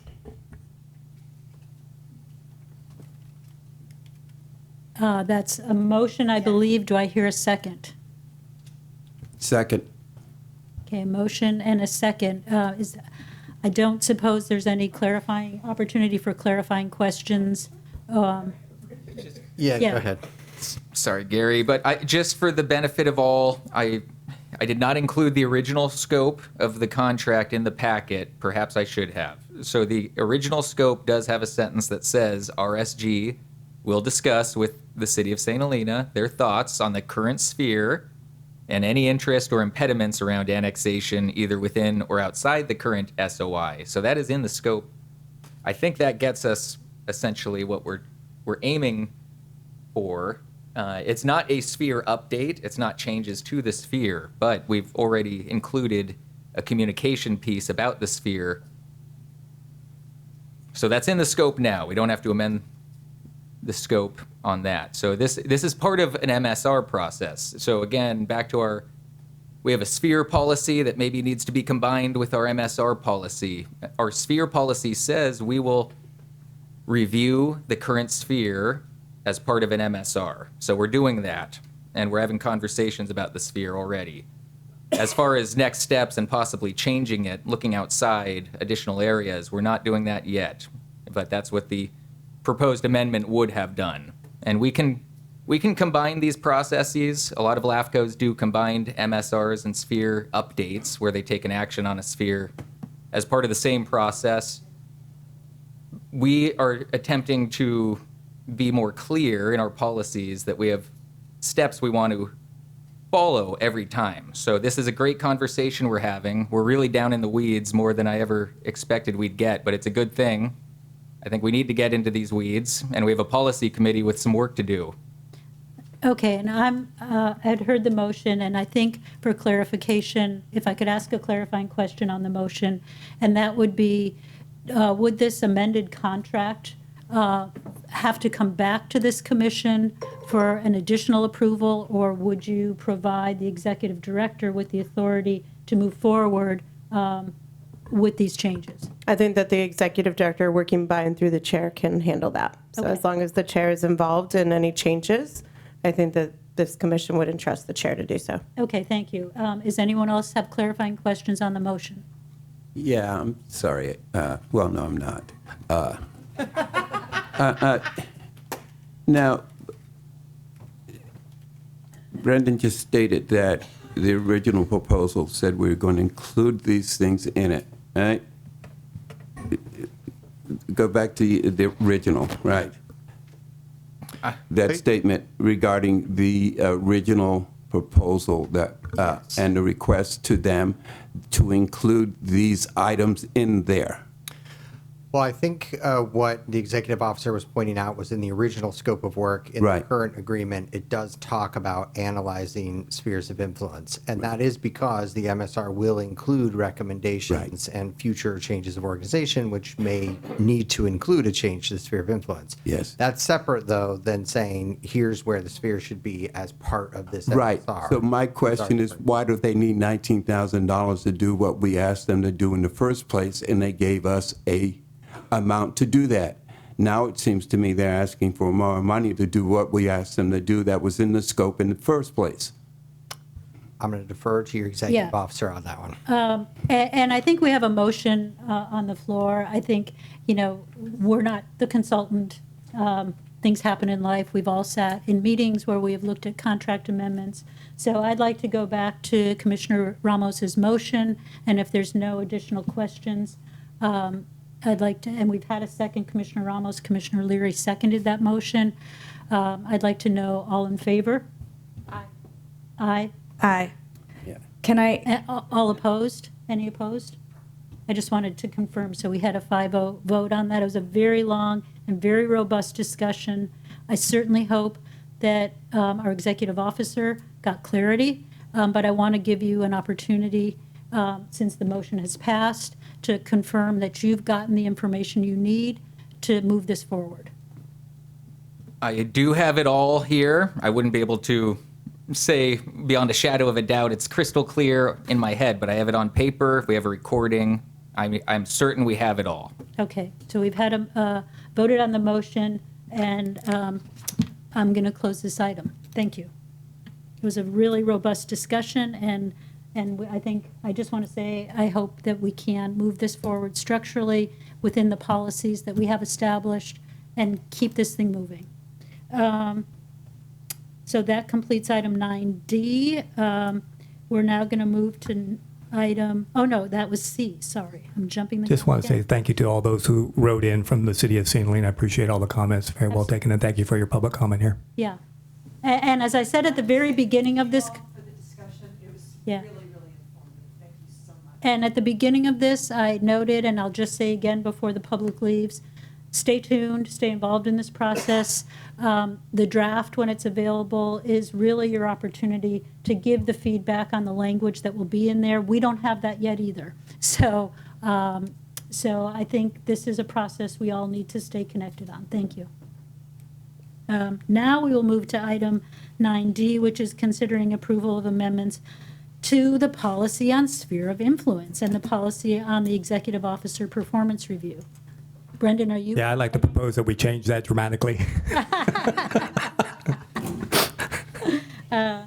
Who is providing a report on that? Brendan? I'll jump in. Thank you, Madam Chair. Admittedly, the staff report is a bit sparse on the details compared to the changes you will see. So there are two proposed policy amendments, one to the policy on spheres of influence, one to the policy on the executive officer performance review. Entirely unrelated items, except that they are local policies, so they're combined in one item, so we don't have two separate items, really. That's the only purpose. And so this item is the result of the fine work of your ad hoc policy committee, which includes Commissioners Gallagher and Ramos. First, I'll start with the policy on spheres of influence very briefly, and I'll let the committee members jump in and offer a lot more detail if there's time and interest. So the sphere policy is being streamlined and modernized, essentially. We are combining the policy itself with a clear, user-friendly application packet that's more fully loaded with references to code sections, policies. It's just everything's there. It's much more robust than what the baseline provides. Also, this would improve transparency and consistency for applicants and local agencies when filling out this packet. It just makes more sense. Additional areas of alignment are added to the policy. So this is where the substantive changes come in. We've added areas of alignment with city and county planning endeavors to ensure that LAFCO is addressing unique local conditions and circumstances.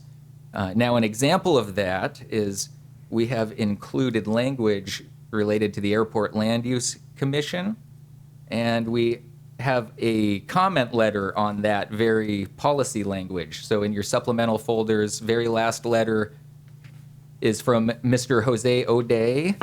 And Mr. O'Day would like the commission to consider the proposed language that relates to the Airport Land Use Commission and perhaps consider striking that language. And other than that, there were no comments received on this policy before today's meeting. And there's quite a bit more that the committee members may want to offer here. Now, I'll move on to the policy on the executive officer performance evaluation. This is very simple. We just need to be in alignment with the Napa County Human Resources rules and best practices. LAFCO employees are all Napa County employees. We're on loan to LAFCO. We do not actually have the authority to adjust staff salaries and benefit packages. Therefore, we're recommending removal of any reference to negotiating salaries and removing the paragraph about an outside facilitator, which to my knowledge has never been utilized once. So with all of this in mind, staff recommends the commission adopt both resolutions, amending the respective policies. Those are attachments 1 and 2 in the staff report. And if you want to see track changes, those are included as attachments 3 and 4, although the sphere policy, with the formatting changes, it may not have captured all of the changes there. So happy to answer any questions. I'll turn it over to the ad hoc committee members if they would like to add anything.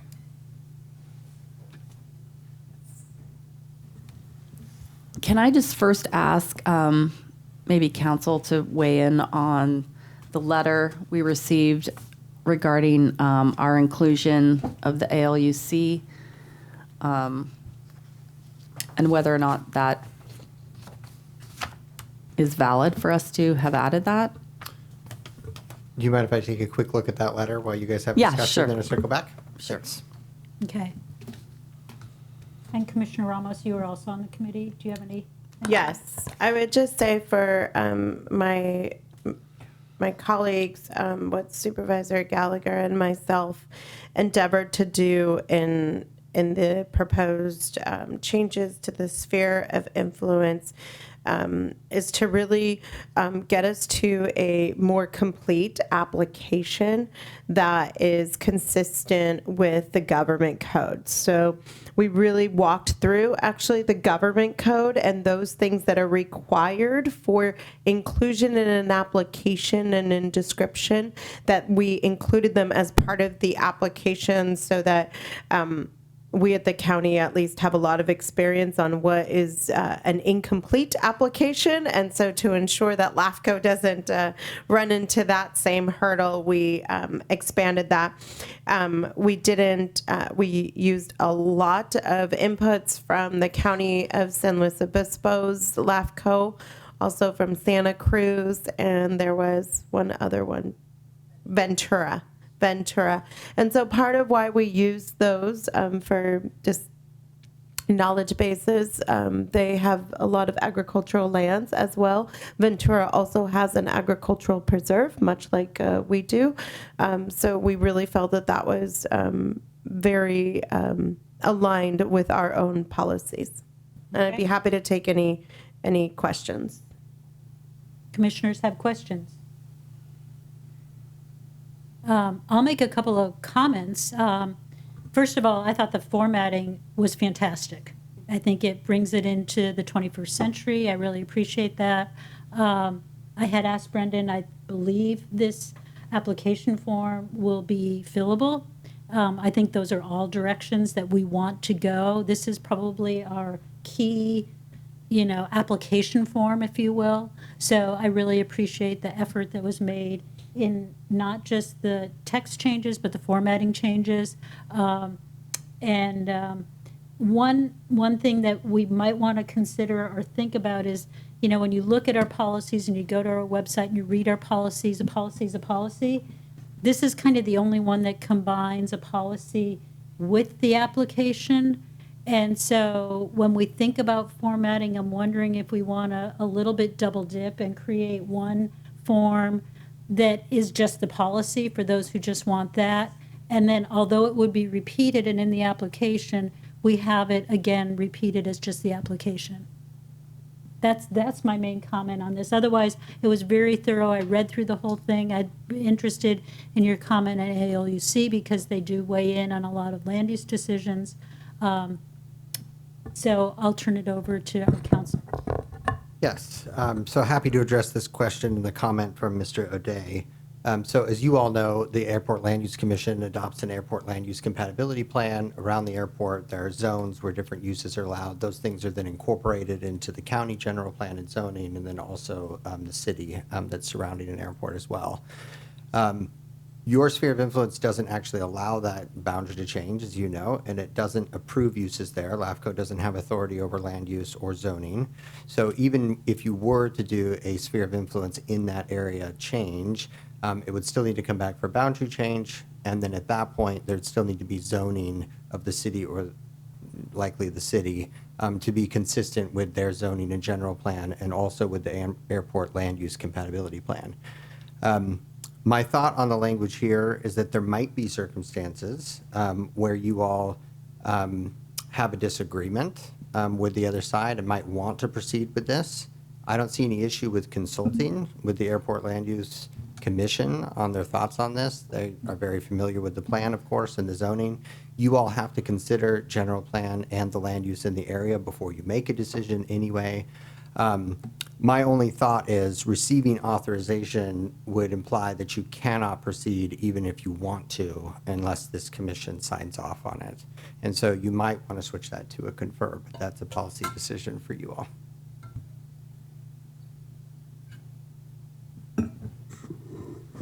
I think if it's not enforceable, then there's no reason to have it say what it says. I think it would still make sense to have confer or consult with, at least. Yeah, I'm supportive of that. Sorry. I'm supportive of that as well. And in fact, when you read the opening language, it says the following factors are intended to provide a framework for the commission to balance competing interests in making determinations related to SOIs. No single factor is determinative. The commission retains discretion to exercise its independent judgment, et cetera. So that also kind of blends well with language that would require at least conferring. Commissioner Cottrell. No, I agree with what has been said out there. I also wanted to go back, if I may make a comment about the, first of all, thank you to the commissioners who worked on these amendments and updates. It's very helpful. I don't have any specific changes that I think we need to make, but I think the conversation that we just had about the importance of MSR Step 1, SOI Step 2 is something that has been good to kind of daylight a little bit more. So I don't know if in an FAQ or some other document we help make that clear. That's something to think about. But I just want to, note that that was helpful what we just went through, and probably at some point could get, more clearly reflected in this as well. Okay, other comments? I want to make sure I see all the way down. No? Commissioner Roberts? I do have some hesitation in looking at the airport land use compatibility. There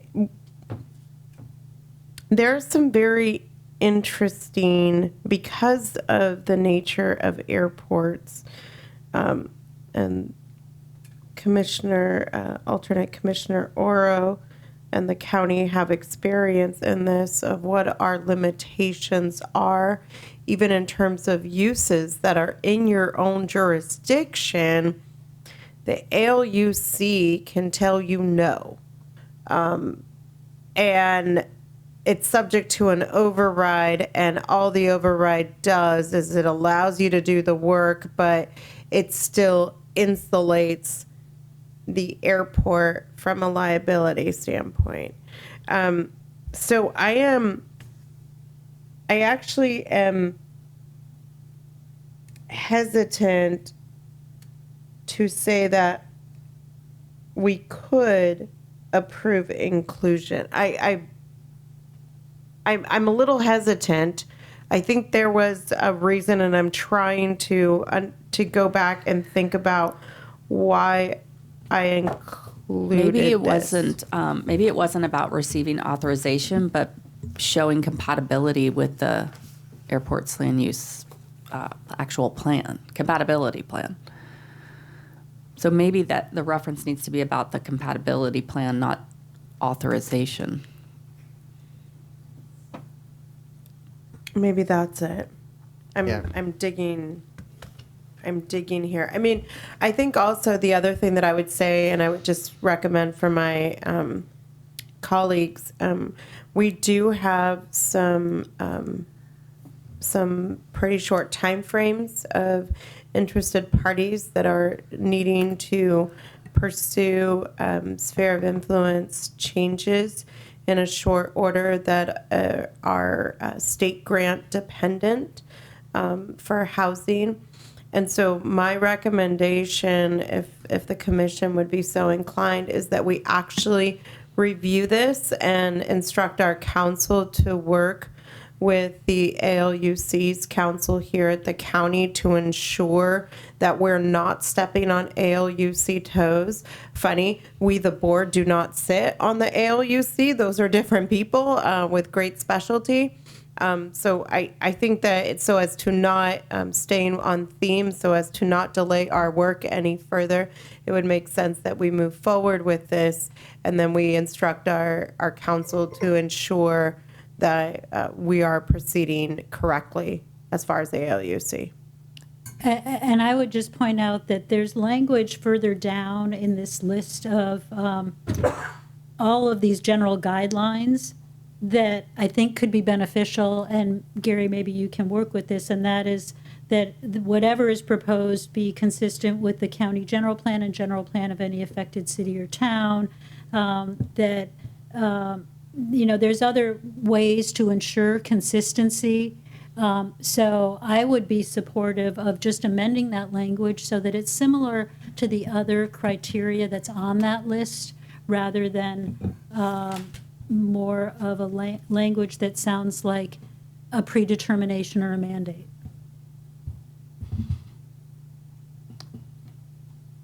And I'm happy to work with their council. if Okay, Commission so would like. is that a motion? Can I take that as a motion to proceed? Yeah. Yes, and I just actually found the relevant language in our ALUC, and our ALUC says the ALUC does not need county or city approval in order to adopt this ALUC or to carry out ALUC land use project review responsibilities. However, the ALUC must consult with the involved agencies when establishing airport influence area boundaries. So I think to the extent that we have reciprocal consultations language, I think we're good. Okay. Chair, just Yes. to go back, I think I agree, and I think the language that you mentioned, Commissioner Gallagher, about confer, I think that gives us what we need, Yeah. and that keeps this ball rolling too. So I'm hearing a motion to approve with the amendment discussed. Do I hear a second? I'm not sure what.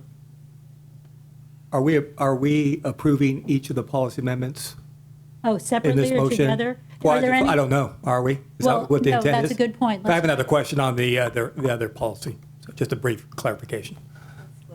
Okay, we're going to split it into and move on a vote on this. So I'll make a motion that we approve the sphere of influence policy incorporating consultation regarding ALUC, and that council meet with ALUC staff to confer that that is agreeable. Second. And if I could add a friendly amendment that we also agree or direct staff to create both a policy and then the application so that it's a little more clear on our website rather than, and it can be duplicative. But- Yes, Chair. Okay, thank you. Yes. So motion by Ramos, second? And just to clarify, it is with the revised language conferring with. Correct. Okay.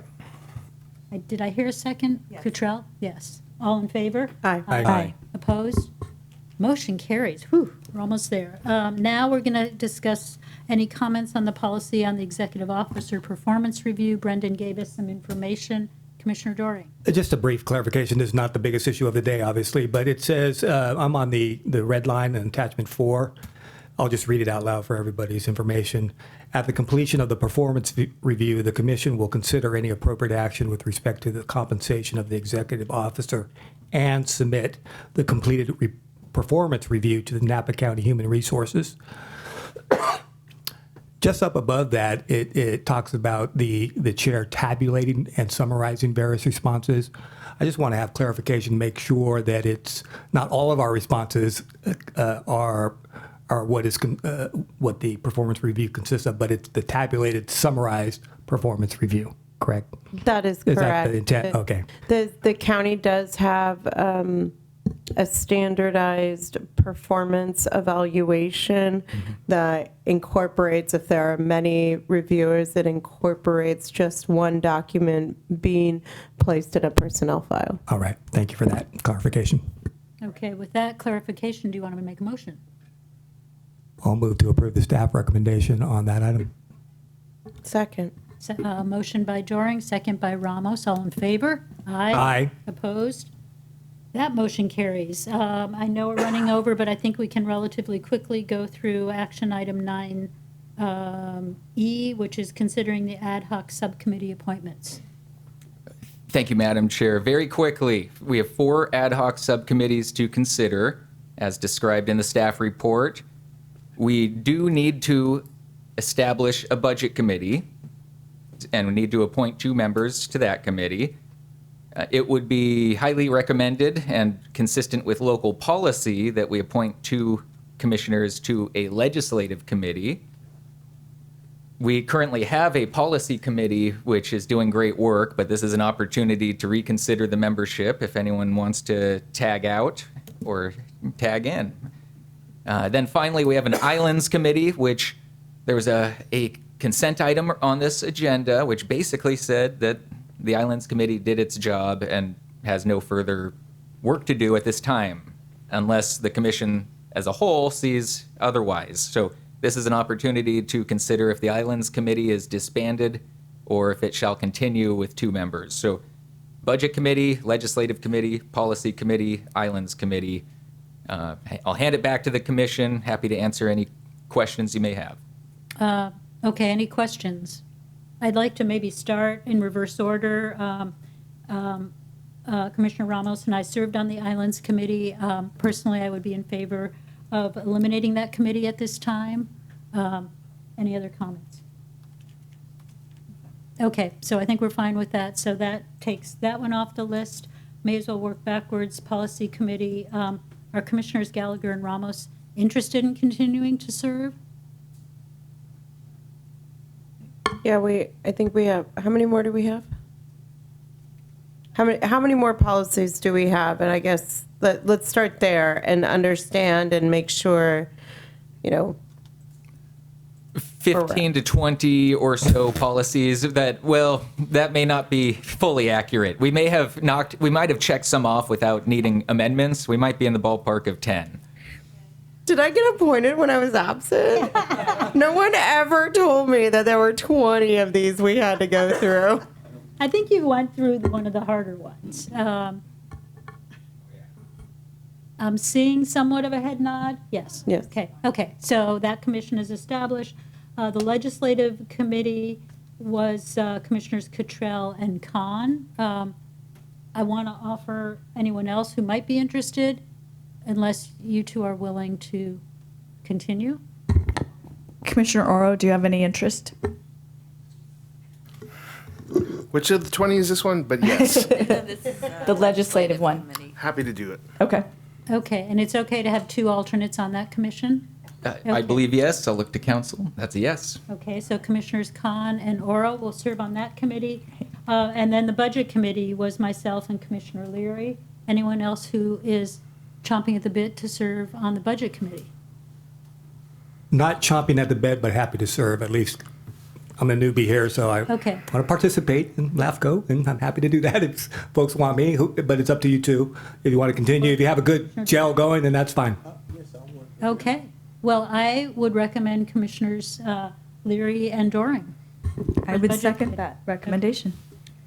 Chair, may Yes. we task them also to consider bringing back the recommendation in terms of Cal LAFCO membership as part of their subcommittee budget task? Yes.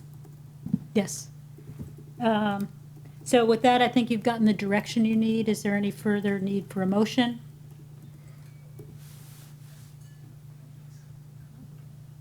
Given the reappointments and the direction, I think that's sufficient. Okay, that one we were pretty clear on. Item 10, the executive officer report. Well, this meeting's gone long enough. I have lots of bullet points I could share. If you want to learn about those, happy to meet with you offline. I'll just save us some time. So that's all I've got. Well, you did provide a great summary, and I think I'll just say I appreciate getting that. So if you can continue that, I think that's really helpful. Commissioner comments or requests for future agenda items? I think we've heard plenty, so I appreciate that. We will adjourn to our next scheduled meeting, which is Monday, April 6th, spring. Well done, Chair. Well done. Yeah, well done. Thank you.